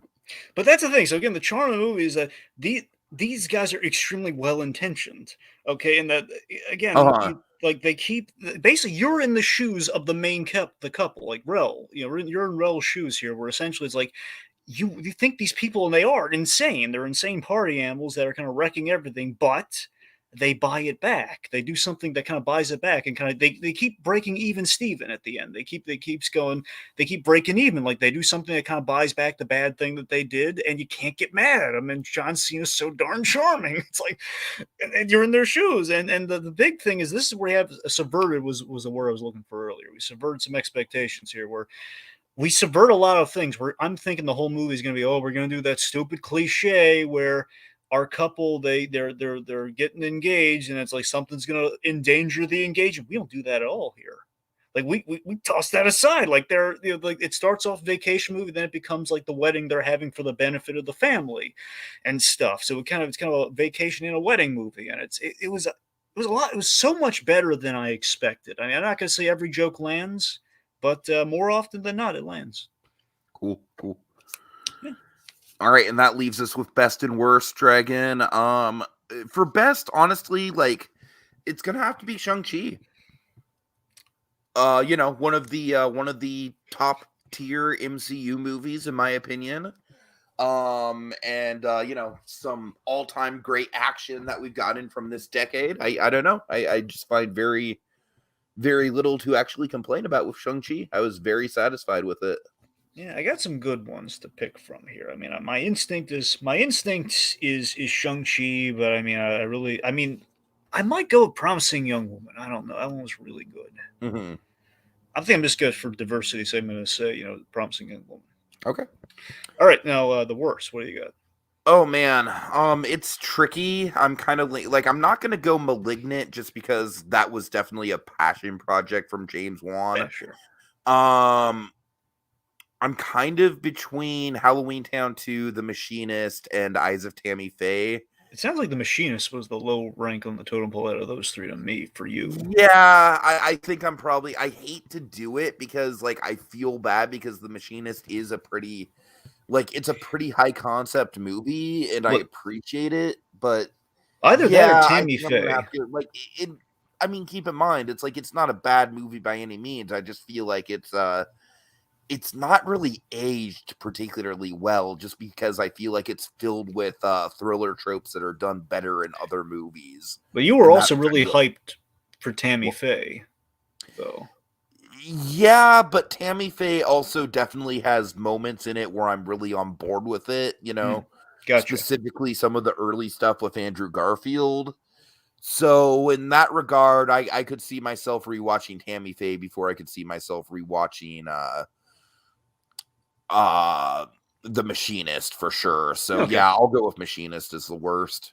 Right, worse for me, I think just process of elimination. I think it's probably going to be Kate. I mean, it's either Kate or Cry. It's either Kate or Cry Macho. Honestly, I think it's just. I mean, again, Cry Macho. Again, he's Cry not a. Macho sounded decidedly mediocre from how you That's what I'm described saying. It's it. mediocre, but not bad. I mean, Yeah, Kate though. Kate is yeah. like. I think we had a really good movie with Kate, and then we just kind of.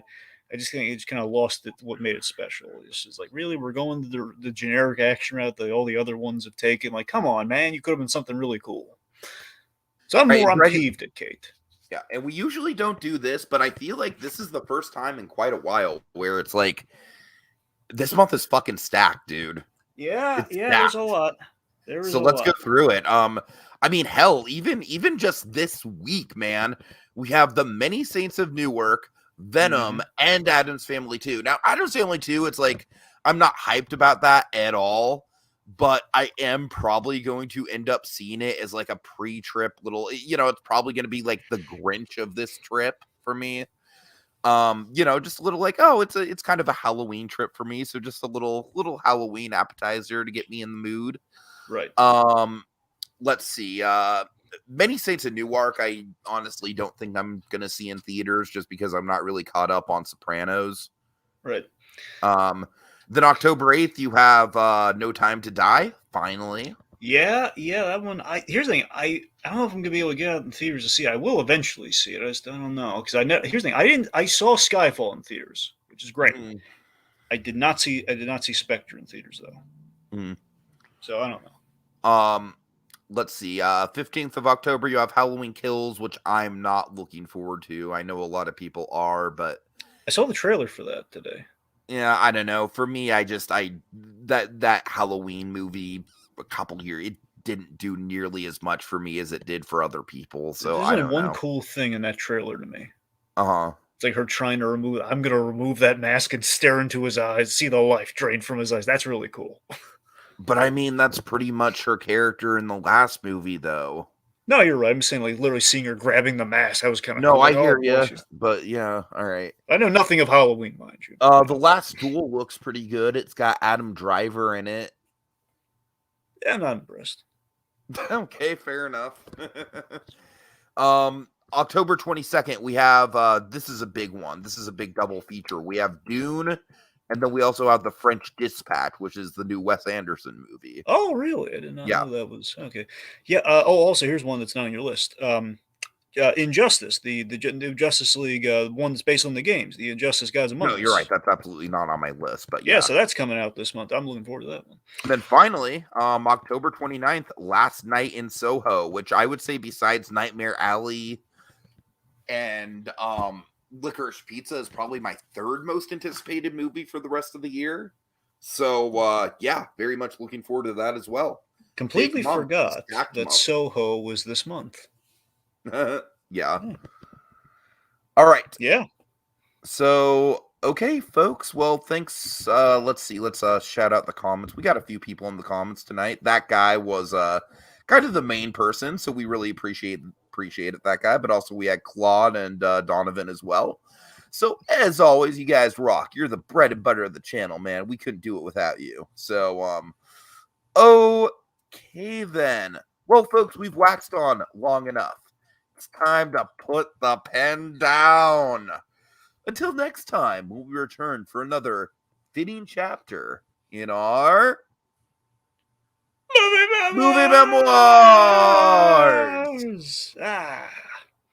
Now, God will pray away the pain, don't you know?